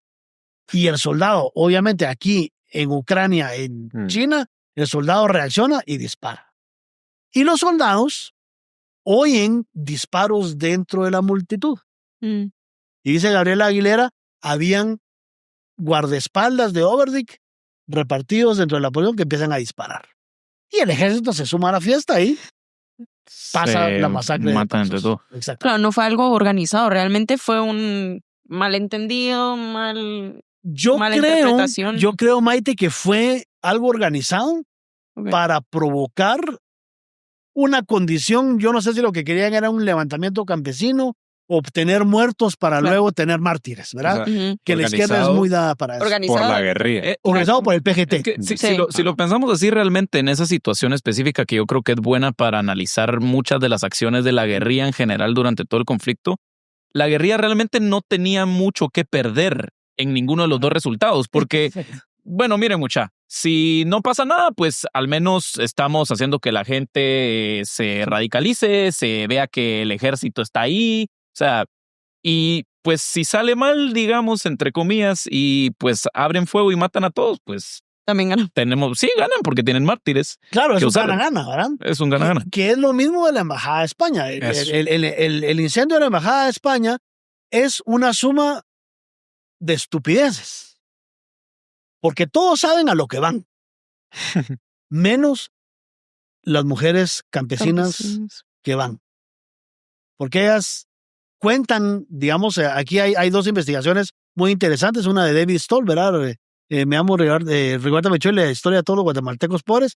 Y está también el libro de Adolfo Molina Sierra, de la embajada, el incendio de la Embajada de España, donde las propias viudas de los campesinos cuentan que 2 o 3 semanas antes de la quema de la embajada, el embajador español llegó a las comunidades indígenas y se reunió con los hombres. Y hay varios testimonios de mujeres que cuentan que le preguntaron a sus maridos a qué se había reunido, y como es el guatemalteco campesino, le digamos, ¿qué te importa? No andes preguntando babosada. Y punto. Y dice que usaron una boda como excusa para poderse reunir todos y organizar algo, porque obviamente las pobres mujeres la mandaron al diablo y no les contaron qué. Entonces, en Baraco, ahí a Purrún, ¿verdad? En el Purrún organizan algo. Luego los hombres dicen que se van a ir a la ciudad, que tienen cosas que hacer, y se vienen a la universidad. Se vienen a la universidad a acampar en uno de los edificios de la San Carlos y lo recibe el FERG. El FERG era el Frente Revolucionario Rubén García, que era el brazo estudiantil del EGP en la universidad. Claro. ¿Verdad? Era un frente de choque estudiantil que se había pensado, el FERG se había creado para generar, digamos, problemas en la ciudad. Cuando había manifestaciones, ellos iban armados a provocar violencia. Eran grupos de choque, como lo hizo Lenin, como lo hizo Stalin, como lo hizo Hitler, como lo hizo Mussolini. Cuando llegan los campesinos, duermen en la universidad y los del FERG son los que les organizan las citas. En una de esas van a la Embajada de España, pasa lo que pasa. El problema de no, digamos, preparar políticamente a la población indígena es, yo creo que la Embajada de España sería el ejemplo clásico de qué es lo que hay que evitar. No lleves a la gente como que son corderos básicamente al matadero sin explicarles por qué, porque las cosas van a salir mal. Digamos, ¿cómo inicia el incendio en la embajada? Tienen a 37 rehenes encerrados en un despacho. La policía trata de entrar. Un campesino, un policía abre la puerta a un campesino, le tira un cóctel molotov. El policía le cierra la puerta, estalla el cóctel molotov dentro del salón y empieza a quemarse. Y vamos a un segundo problema. Si vas a usar a la policía, capacitar. Empieza a salir una gran humareda del despacho de la embajada y un policía tiene la buena idea, muy poco brillante, de quebrar los vidrios para que respiren. Y lo que hace es que sigue lo estalla. Sí. Eso, digamos, el policía no tenía por qué saberlo. Ahora, asumo yo que por una buena intención lo trató de hacer. Digamos, como estas son las circunstancias reales, cuando uno lee la narrativa, digamos, mainstream de la embajada, es que la policía llevaba lanzallamas. Y hay una foto de un policía con un compresor que tira gases lacrimógenos. Es que ese es el lanzallamas. Bueno, Sí. Adolfo Molina Sierra se dio a la tarea de conseguir un catálogo de las industrias israelíes que producían ese tipo de compresor, encuentra el modelo y le saca la foto y lo compara en su libro con la foto del policía. Y es un compresor, ¿verdad? Digamos, uno no tiene por qué saberlo, ¿verdad? Pero un lanzallamas necesita combustible. Hay una mochila, pues hemos visto películas de la Segunda Guerra Mundial, ¿verdad? Hay una mochila y es una gran cosa. No es un tubito ahí que solo hay. ¿Verdad? Entonces, digamos, porque la narrativa mainstream es que no, es que el ejército con lanzallamas chamuscaron en la embajada. No, el fuego vino de adentro y estalló porque este policía en su absoluta inocente ignorancia y dijo, voy a rescatar a los, ¿verdad? Por lo menos que no se nos vayan a intoxicar, y lo que hace es que hace una bomba de oxígeno, ¿verdad? Claro. Eso es lo que pasa. Ahora, ¿cuál es el problema? Que la narrativa que nosotros tenemos, por ejemplo, que otra de las historias que cuentan es que cuando le avisaron a Lucas de que estaba pasando en la embajada y déjenos que se chamusquen y vamos a comer un churrasco. El que da esa versión es Elías Barahona, que era infiltrado del EGP en el Ministerio de Gobernación. ¿Cómo le vas a creer a él? Entonces, digamos, se van generando todos esos malos entendidos y como la gente no lee, no investiga, qué hueva andar en la hemeroteca buscando periódicos o leerse una revista crónica donde qué hueva, entonces van repitiendo los bulos, ¿verdad? Y decía Goebbels, repite una mentira las suficientes veces para que se cometa una verdad. Y hablando de bulos, quiero que nos contés la similitud que en tu proceso de investigación para el libro encontraste en un hecho muy puntual en Guatemala con la masacre del Mozote en El Salvador, un testimonio particularmente. Bueno, sí, digamos, una de las cosas interesantes es que el gran recolector de testimonios de las masacres es un sacerdote jesuita, ¿verdad? Yo no le digo padre porque para mí no lo es, Ricardo Falla, comandante Marcos del EGP. Todos sabemos que era comandante de la guerrilla. Juan Luis Font y Dubín Hernández lo demostraron en unas investigaciones en la revista Crónica y el señor sigue negando que era comandante guerrillero. Bueno. Todavía cree yo creo que todavía cree que pasa, van a ganar. Sí, exacto. Todavía sigue en el conflicto. Es un agente dormido. Él es el gran recolector de las narrativas, digamos, de las masacres, ¿verdad? Empezó con las masacres de la selva, Quiché Rebelde, y tiene, digamos, ahora sacó una colección de libros sobre la supuesta historia del enfrentamiento armado interno. Si uno sabe quién es, uno sabe lo que va a encontrar, ¿verdad? Claro. Pero yo le contaba yo a Rafael que por mis investigaciones me conseguí un libro de Mark Donner, un periodista norteamericano, que él hace una gran investigación de la masacre del Mozote en El Salvador. Por mi trabajo, yo me he tenido que leer los libros de este señor Falla. Y me sorprendió la similitud de los testimonios. Entonces, por ejemplo, dice de la masacre del Mozote, una campesina salvadoreña había logrado huir porque ella dice que se tiró en una zanja y que habían arbustos y que ella se quedó ahí tirada en lo que el ejército hacía la masacre. Pero, digamos, tiene detalles que luego se van a repetir en los testimonios guatemaltecos. Ella dice que ella estaba ahí, digamos, tirada en el piso y que bajan unos helicópteros. Digamos, el que ha visto películas de guerra o el que ha estado cerca de un helicóptero, uno sabe que es una bulla narandiana. Sí. Dice que llegan un montón de helicópteros y dice la campesina que se bajan decenas de soldados de los helicópteros. yo no sé qué tipo de helicóptero le cabrán docenas de gentes, pero tenía el ejército guatemalteco y los que tienen el ejército salvadoreño era UH-1 Iroquois, que les caen creo que 12 personas y ya van, digamos, Apretados. bastante apretados, ¿verdad? Sí. Entonces, el testimonio es, digamos, y aquí no quiero yo parecer insensible, pero la verdad es que es tan obvia la manipulación que ya uno hasta le da Claro. risa de hastío. Entonces dice que ella está ahí tirada en el hoyo, bajan los helicópteros, se bajan decenas de soldados de los helicópteros y se bajan 2 soldados cerca del hoyo donde está ella. Y uno le dice al otro, mira vos, yo estoy cansado de andar matando civiles. Vos. Estoy Y es que- cansado de ser malo. Sí, exacto. Yo ya me cansé de esto, que esto no es vida, que no sé qué. Si uno toma en cuenta el contexto, si se está narrando una masacre, son helicópteros bajando, la gran bulla de los helicópteros bajando, subiendo, disparos, gritos. Yo no sé cómo ella escuchó. Pero uno se refiere a las masacres de la selva y encuentra unas similitudes. Hay testimonios donde la misma historia, que las mujeres se esconden, ven que bajan helicópteros, que se bajan decenas de soldados de los helicópteros, como que fuera la Esmeralda, ¿verdad? O Fortes Jimena. O sea, no es, ¿verdad? Sí. Como les digo, no es insensibilidad, es simplemente hastío de la manipulación de la información. Y en uno de los testimonios de masacres de la selva, que luego se usa, porque se repiten los testimonios, luego para el juicio de Ríos Montt, del juicio por genocidio a la población Ixil, se bajan 2 soldados.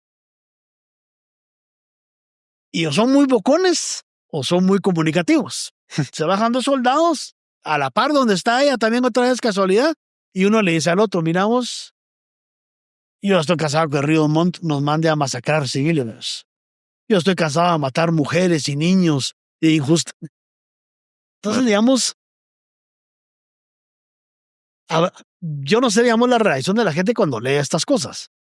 Pero a mí me parece que roza la caricatura, Bastante. ¿verdad? Y que se sigue usando y que se pretende usar de prueba judicial en un juicio. O sea, yo, en mi profesión, ¿verdad? De historiador, yo me pongo a pensar, ¿qué puede sentir una persona que está escapando de una masacre?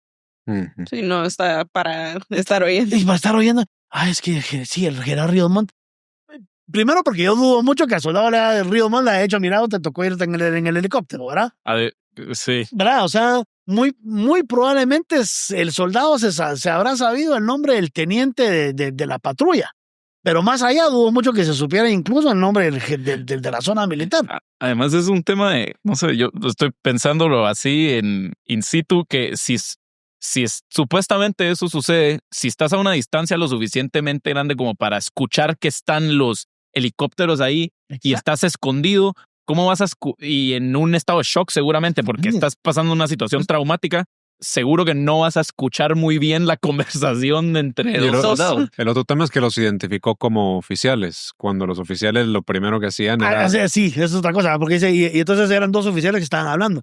En Guatemala, una de las, digamos, características muy claras de Guatemala en el enfrentamiento armado interno es que hubo mucho oficial de alta graduación combatiendo en la montaña. Desde Benedicto Luca, él bajaba con las patrullas y participaba en las operaciones de combate, hasta otro tipo de oficiales. Tanto que en Guatemala, que ese es copiado del modelo de Estados Unidos en Vietnam, los guerrilleros tenían la orden de dispararle a los oficiales para matarlos y dejar descabezada a la unidad, ¿verdad? Entonces los oficiales, ahí sí que por pura defensa, lo primero que hacían era que se quitaban las insignias. Entonces ahí no se sabía quién era oficial y quién no. Ellos sí los identifican como oficiales. Claro. Entonces ahí, digamos, lo que es muy claro, yo soy abogado de formación, es muy claro que cuando se preparan los interrogatorios, lo que hacen es que les empiezan a meter un montón de información para que contesten lo que uno quiere que contesten, ¿verdad? Entonces, digamos, se da eso. Luego también, digamos, el tema de la sistematización de las masacres. Hubo masacres en Guatemala. Hubo, digamos, matanzas bárbaras en Guatemala en el año 79, 80, 81. Y en el año 81 se interrumpen las masacres. ¿Por qué razón? Porque el ejército en algún momento se da cuenta que están a punto de perder la guerra porque sí están logrando que la población se sienta. Exacto. Entonces las operaciones de castigo terminan. Luego, Eso es por supuesto, no eso nos acaba de la noche a la mañana. Por ejemplo, Gramajo, el general Gramajo, cuando él explica, digamos, los cambios que hubo a partir del 23 de marzo del 82, él dice que, digamos, el detener la dinámica del ejército de esas operaciones de castigo había sido como tratar de frenar un tren descarrilado, ¿verdad? Ya los oficiales estaban acostumbrados a eso. Entonces hay que hacer todo un cambio institucional. Pero, por ejemplo, cuando uno estudia los resultados de las elecciones del año 2000, creo que fue en el año 2000 que Ríos Montt corrió como candidato presidencial, donde más votos tuvo fue en los departamentos de Quiché y de Huehuetenango. Entonces la duda era, pero si Ríos Montt, ¿verdad? Hay un libro que se llama Terror en la Tierra del Espíritu Santo, donde estudian, digamos, el gobierno de Ríos Montt. ¿Cómo la gente que sufrió las masacres de Ríos Montt votan por Ríos Montt, ¿verdad? Entonces, por ejemplo, Victoria Sanford, que es una antropóloga, decía, es que lo que pasa es que el símbolo del FRG era la manita, ¿verdad? De no robo, no miento y no abuso. Luego era el de FRG, era otra cosa, no me acuerdo cuál era la del FRG, pero es una manita blanca. Sí. Te decía, entonces, como todo el departamento de Quiché Huehuetenango estaba pintado de manitas blancas, esa era una amenaza, digamos, directa, por la mano blanca, ¿verdad? Que era aquel escuadrón de la muerte. Las manitas blancas del FRG era un recordatorio de que votan por nosotros o se mueren. Cuando, digamos, ahondando sin tampoco mucha necesidad de ser tan profundo, uno entiende que en el campo, a partir del 23 de marzo del 82, el ejército cambia de estrategia. Desmoviliza las FIL, las fuerzas irregulares locales, que eran donde los pobres indígenas creían que ellos eran la reserva de la revolución, y lo que hace el ejército es que sobre esa misma estructura funda las PAC. Solo que el ejército tiene más que ofrecer. Aquí, digamos, hay una teoría hay un teórico que se llama Bing West, él tiene un libro que se llama The Strongest Tribe, que estudia, digamos, las guerras de guerrillas en Irak, por ejemplo, ¿verdad? Y básicamente cómo se puede ganar una guerra de guerrillas que ya está perdida. Entonces él dice, bueno, simplemente el ejército, ¿verdad? O el que quiera ganar la guerra de guerrillas tiene que demostrar que él es la tribu más fuerte. ¿Para qué? Para atraer a la población y mandar el mensaje que él puede defender a la población. Eso es de manual en Guatemala. Las PAC se montaron para eso. Todos dicen, no, es que militarizaron a la población civil. Sí, pero ese era el 50%. ¿Cuál era el otro 50%? Fusiles y frijoles. Le estaban dando de comer. La guerrilla, ¿qué hacía? Les quitaba la comida. Sí, también les daban beneficios a las comunidades. Exactamente. Claro. La guerrilla vivía de las comunidades, les llegaba a quitar la comida, que esa es una de las grandes, digamos, falencias de la guerrilla que nunca logra solucionar, porque como siempre andan errantes, porque andan siempre perseguidos, por eso es que es importante, digamos, las operaciones sostenidas para el ejército. No hay chance de sembrar tierras. Entonces, para comer, ¿qué hacen? Robar. La población, si uno va al Triángulo Ixchil, ¿verdad? El que conoce la parte norte de Huehuetenango y Quiché, uno sabe que es población pobre. Y encima sostener a un movimiento guerrillero que le llega a quitar la comida. Y luego el ejército se entera que ustedes le dieron comida y los castiga porque al final, hermano, pues, dame algo. Se fundan las PAC y las PAC lo que proponen es digamos, doble esquema. Les dan armas para que protejan a sus comunidades y les dan comida. Y la idea es, el ejército es ese ejército amigo. Luego viene una segunda fase, digamos, que habrá sido un shock, yo me imagino, para la población, pero es también un cambio, digamos, estratégico en el ejército. El ejército decide ya no ser un ejército de ocupación. Si uno dice, mucha, a partir de ahora, ustedes van a salir del destacamento y van a vivir lo más cerca posible de las poblaciones. Entonces el ejército se disgrega. Las zonas militares se proyectan, digamos, en varios escalones. Tienen bases se llamaban destacamentos zonas militares, destacamento militar, bases de columnas, luego bases de patrullas, es decir, el ejército se disgrega. ¿Qué mensaje es el que mandan? Es que el soldado está con la población civil, los ayuda a arar el campo, pero también los protege. Y el ejército lo que hace es una campaña de mucha publicidad, informando a la población que el ejército está retomando el control de los territorios y que la gente ya no debiese tener miedo de colaborar con el ejército porque el ejército ya no se va a ir. Porque el problema era eso, ¿verdad? Y llegaba el ejército, la gente ayudaba al ejército, el ejército se iba y la guerrilla les caía encima y los castigaba. Porque aquí también hay que ser claros. Masacres hubo de los dos lados. Y la masacre del Aguacate del 88, deja clarísimo que la guerrilla usaba exactamente el mismo sistema para masacrar civiles Por que el supuesto. ejército. Ujú. Y cuando uno lee el tomo 4 de la Comisión del Esclarecimiento Histórico, donde se registran las masacres, hay, digamos, una serie de mapas. Una cosa que creo que ya habíamos hablado con Rafael en algún momento. Uno agarra el primer mapa y el mapa dice el mapa de las masacres que el ejército cometió en Guatemala. Y es un mapa con un montón de circulitos. Y dice, no, todo lo que pasó.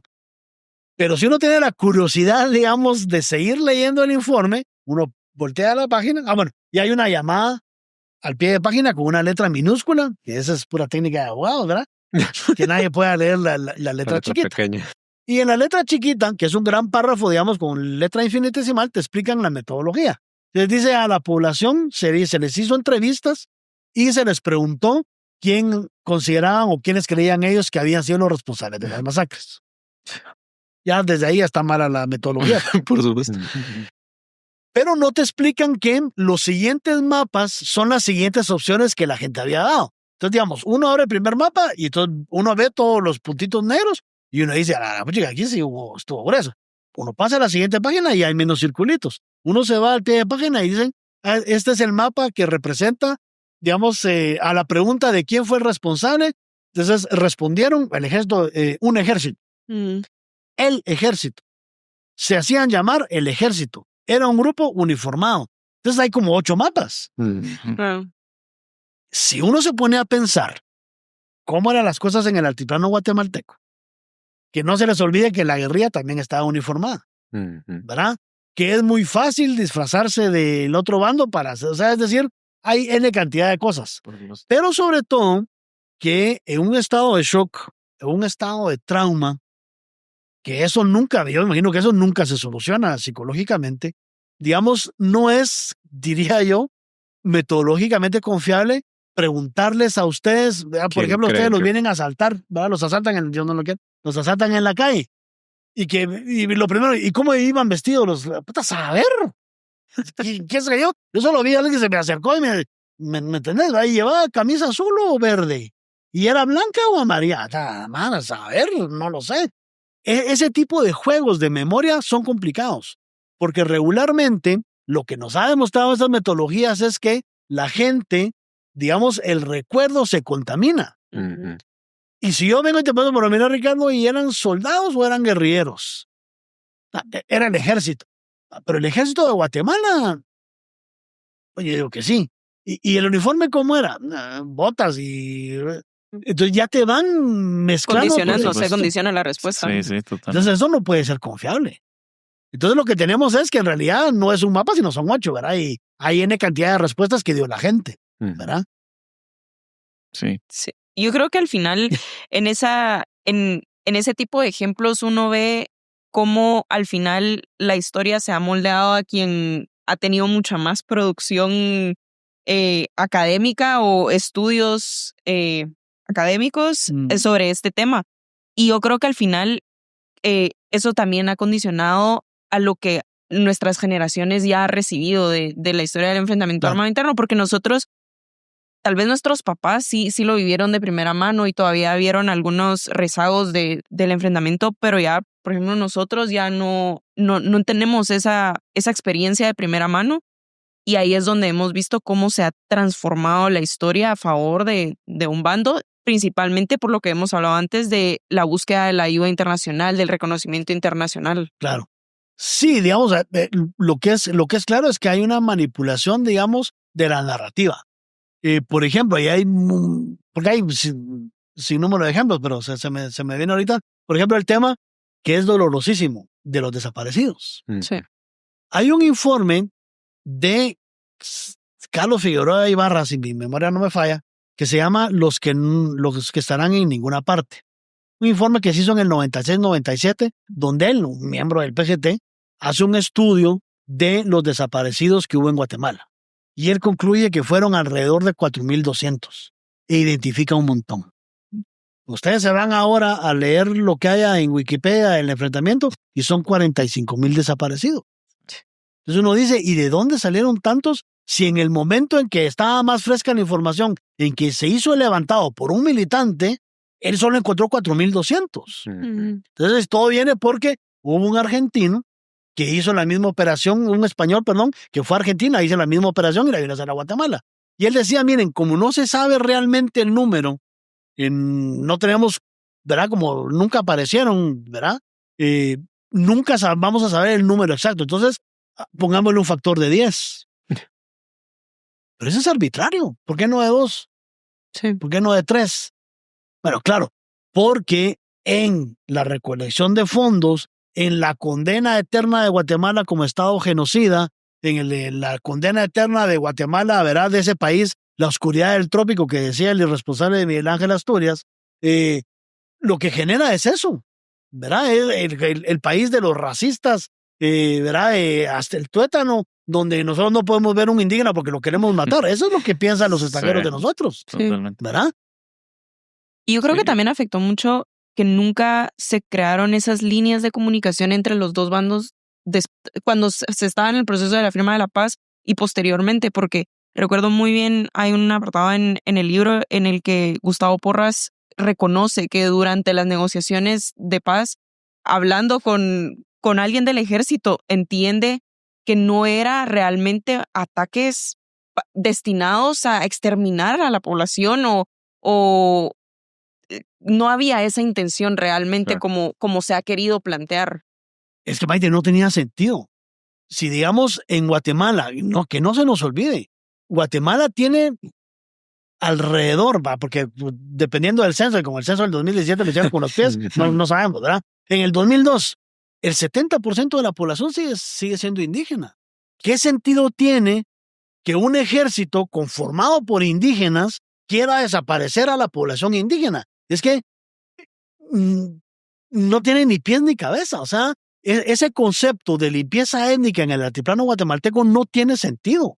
Totalmente. Y creo que incluso, a ver, podemos ver un paralelismo entre la narrativa del genocidio en Guatemala y, por ejemplo, el genocidio más conocido y más documentado de la historia, que es el Holocausto. Uh-huh. Y es que, a ver, uno entiende y lee la historia de lo que llevó hacia el Holocausto y digamos que entendés que Hitler sí tenía una razón, no digo que esté buena, Claro, pero uh-huh. él tenía una razón que él justificaba para hacer el genocidio, el Holocausto.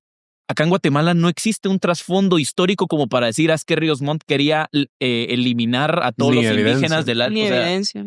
Ni evidencia de que esa fuera la intención. Sí, o sea, exactamente, pero o sea, a lo que es que incluso porque evidencia inventada te apuesto que hay, por algo muchas personas al día de hoy siguen justificando esa narrativa, pero no tiene sentido histórico, ese es mi punto, no tiene en el contexto social y político que vivía Guatemala, no tiene sentido que el gobierno haya querido, o sea, ¿por qué? Se ha sacado totalmente de la manga. Pero entonces, ¿hubo o no genocidio en Guatemala? No, no, digamos, ahí lo que es fundamental es digamos, entender lo que exponía Ricardo. Digamos, una cosa es el genocidio como propaganda, que Gustavo Porras reconoce que fue con esa intención como se trató ya desde los finales de los años 70 de hablar de genocidio en Guatemala para que la guerrilla tuviera reconocimiento internacional porque estaba defendiendo a esas poblaciones masacradas, y el genocidio jurídicamente hablando. Claro. Para que haya delito de genocidio, dice la Convención para el Genocidio, tiene que haber una condición fundamental, la intencionalidad. Uh-huh. Porque según la Convención del Genocidio, como se basa precisamente por el Holocausto, no basta, digamos, con matar un montón de gente. Eso no es lo mismo. Uh-huh. Que en Guatemala se trata de hacer esa confusión. Matar a un montón de gente es genocidio. No, señores. El genocidio tiene ciertas condiciones muy puntuales. El genocidio es querer desaparecer a un grupo por razones de raza, religión, y no me acuerdo qué otras cosas. Pero en el proceso jurídico del genocidio, y eso es por lo que, digamos, también muchas veces se hace la gran bulla de ciertos procesos judiciales en La Haya, ¿verdad? En la Corte Penal Internacional, y se caen los casos, porque hay que demostrar intencionalidad. Uh-huh. ¿Qué es la intencionalidad? Es que haya, primero, una razón histórica para hacerlo. Luego, que haya órdenes claras de que se ejecute un genocidio. Uh-huh. Genocidio, por ejemplo, hubo en Bosnia, la masacre de Srebrenica, 30,000 muertos. El número no es lo que te marca si Claro. hubo genocidio o no, son las condiciones. ¿Por qué ahí sí hubo genocidio? Porque se demostró que en la cadena de mando Milosevic le había dado órdenes a no sé quién, hasta el último del Tigre de Arcán, y el Tigre de Arcán ejecuta la orden de limpieza étnica. Ahí sí hay genocidio. En Guatemala no hay genocidio porque no hay intencionalidad, no se ha demostrado la intencionalidad. Primero, yo asumo ahorita, como no hay pruebas, ¿verdad?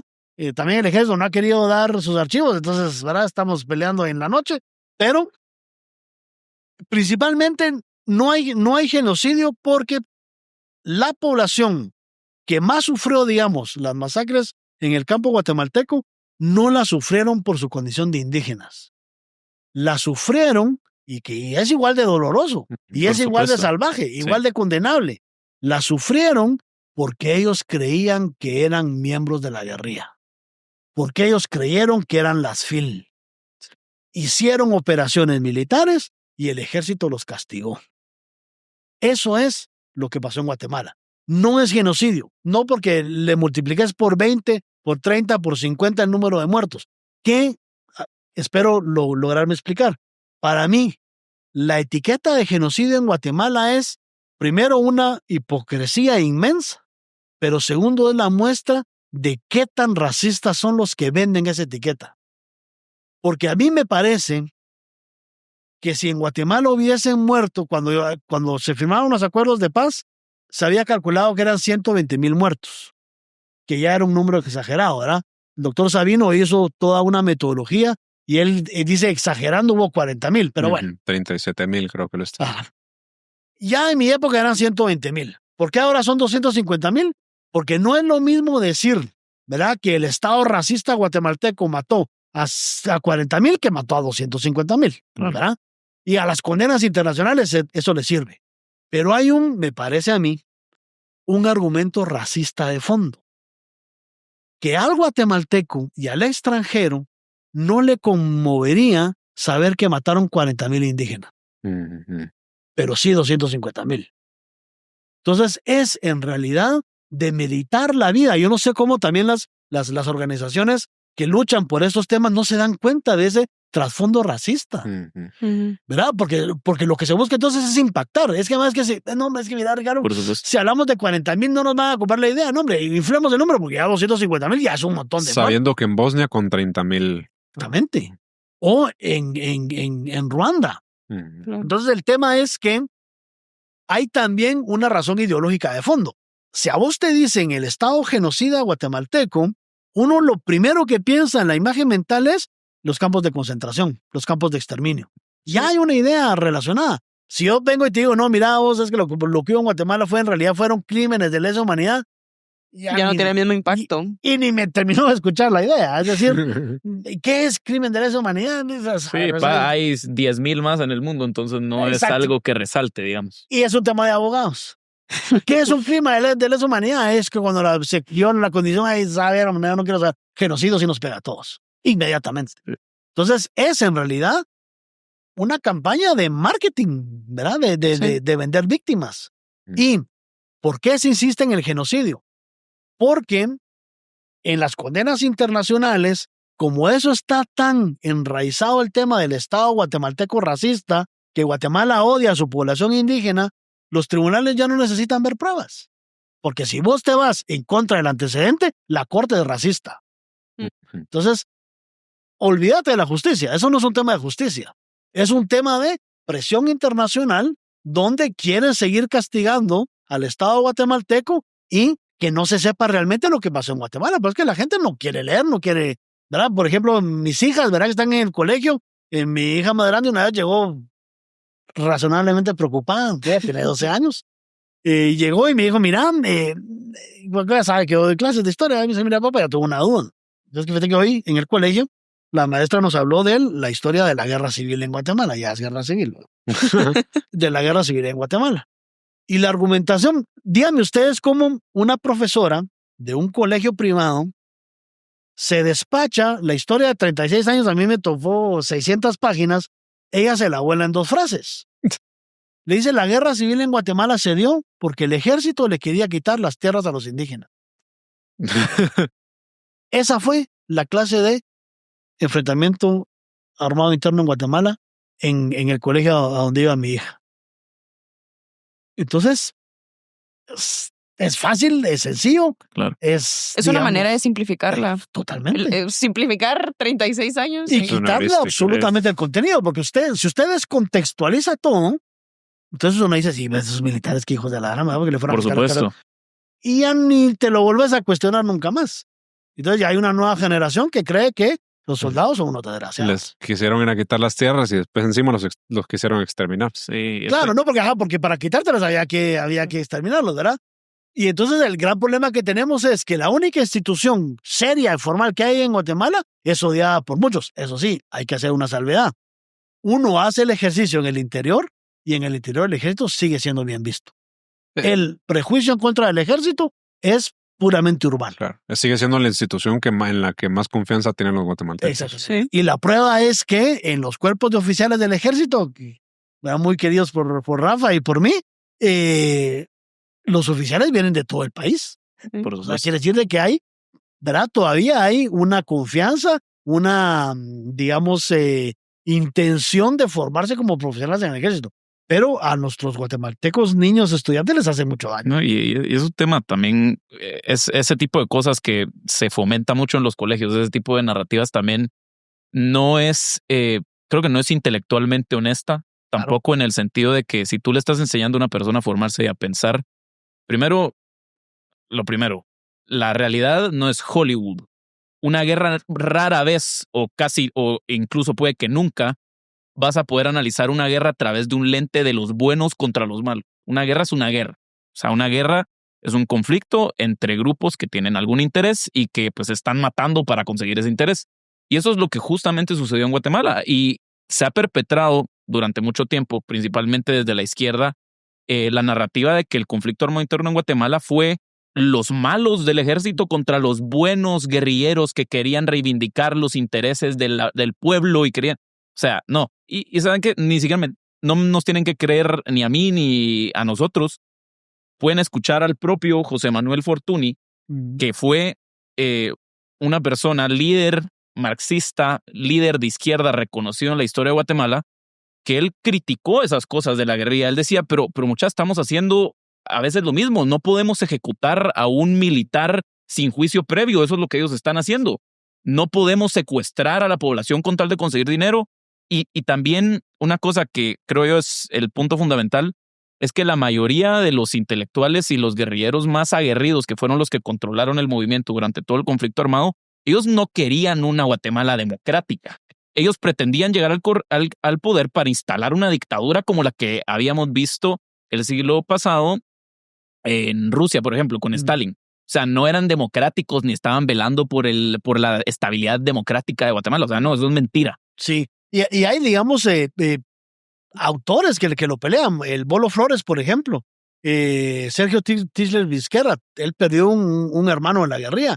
Y él, en una biografía que tiene de Mario Payeras, él mismo dice, miren, no es cierto que nosotros queríamos elecciones. Nosotros no queríamos, no estábamos peleando por los derechos humanos. Nosotros queríamos imponer un estado totalitario. Y dice él, que me parece a mí desgarradoramente honesto, porque su hermano murió en la guerra. Él dice, si yo sigo permitiendo que se digan estas cosas, le estoy faltando respeto a la memoria de mi hermano, porque mi hermano no quería derechos humanos. Mi hermano no quería democracia, si la democracia es burguesa.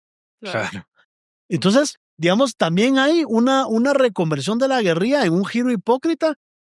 Ahora venir a decir que lo que sea, que uno lea, es que nos mataban porque éramos jóvenes. No. Digamos, ¿cuántos de 90,000 estudiantes que había en la Universidad de San Carlos en el año 75, a cuántos asesinaron?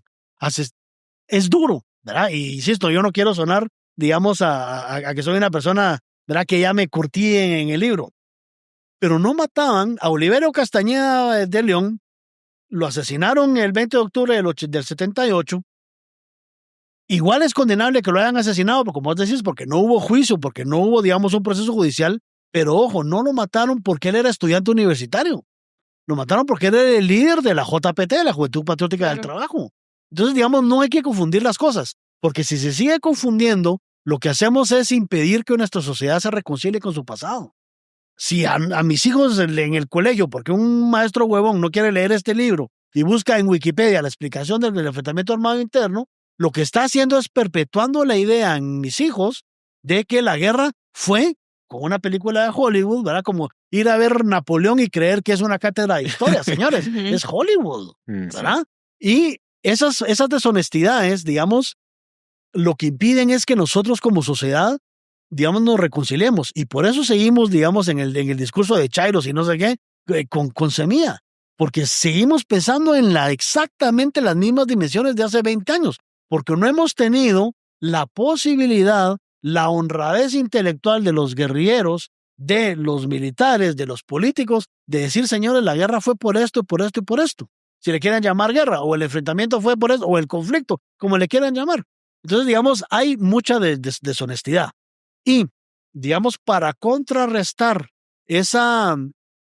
hasta cierto punto, ese adoctrinamiento de nuestro patético sistema de educación, nosotros en la universidad tenemos un sitio web que se llama Anatomía del Enfrentamiento Armado Interno, donde hemos generado un montón de material de apoyo para los maestros de los colegios, para que como les da hueva leer esto, lean los resúmenes que tiene Rafa, que igual son voluminosos. Pero se lee mucho más rápido. Exactamente. Claro. Para apoyar, digamos, al maestro a que temas complicados, porque, digamos, yo quiero asumir que la maestra de mis hijas en esa ocasión no fue por hueva que no le quiso explicar, sino porque no se quería meter a Honduras, no le interesa el tema, entonces se despacha en dos y hay que ni me pregunte porque a saber.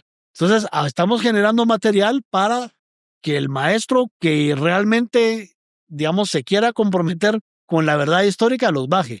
Caso curioso, donde más se ha consultado, porque tenemos un identificador de visitas, ha sido en el extranjero. Vale. Nos han escrito de universidades de Puerto Rico, de República Dominicana, de Colombia, de Brasil, de Polonia incluso, haciéndonos consultas sobre el material. Y en Guatemala, digamos, no sé si ha sido también error nuestro de promoción, pero digamos, pero ya se está usando en el extranjero.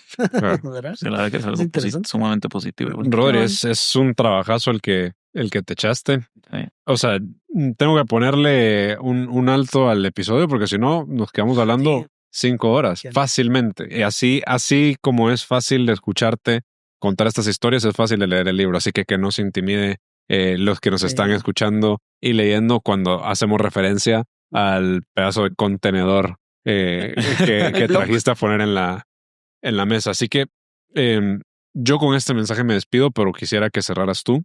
Nada más hacer un recordatorio a la gente que lo pueden adquirir en todas las librerías que mencionaste al principio, y también que se están impartiendo cursos sobre este libro también, que creo que quedan todavía 2 en lo que queda de este año. Mínimo 2. Evidentemente son cursos abiertos a los que puede inscribirse cualquier persona, así que a tenerlo en consideración. Yo les agradezco también a ustedes su tiempo por habernos acompañado. Es posiblemente el episodio de este podcast que más me he gozado. Así que esa es tu cámara. Tú despides, el invitado despide. Bueno, pues antes que nada, muchísimas gracias Ricardo, Marimaite y Rafa por una conversación tan agradable. Sí. Yo tengo el gran problema que a veces me dan cuerda. Yo también aquí sé que disculpen si los atolondré con tanta información. Bueno, solo agradecerles el espacio y simplemente, digamos, invitar a los oyentes a leer el libro. La intención es generar, digamos, juicio crítico. La intención del libro era plantear, digamos, todas las ideas sin tratar de la medida de lo posible de desaparecer uno como autor para que el propio lector vaya construyendo su propia narrativa, ¿verdad? Y luego ya salga a leer pues un montón de cosas. Así que, pues nada, sí, no se intimiden por 600 páginas. No son nada comparado con El amor de una madre. El libro creo yo que se lee rápido. Además es una parte de la historia de Guatemala en la que yo también traté de contextualizarlo con lo que estaba pasando en el resto del mundo. Entonces, digamos, tampoco es solo para guatemaltecos, ¿verdad? Porque muchos dicen, ay, ¿cómo voy a leer yo esto? Es también para público en general. Hemos tenido, pues con mucha alegría, recepciones interesantes de gente que ha leído el libro en España, en otros lugares que lo hemos logrado mandar. Y el comentario es que les ha ampliado, digamos, la visión de lo que pasó no solo en Guatemala, sino en el resto de América Latina, ¿verdad? Es decir, ha abierto una pequeñita rendija para que la gente se cuestione la narrativa en general de lo que pasó en Brasil, en Argentina, en Uruguay, en Chile incluso, ¿verdad? Entonces, pues nada, y agradecerles a todos, agradecerle a la República también por el espacio. Chilerísimo su set, muchachos, qué bonito. Gracias. Gracias, envidia. Muchísimas gracias. Presentado por Cruz Verde.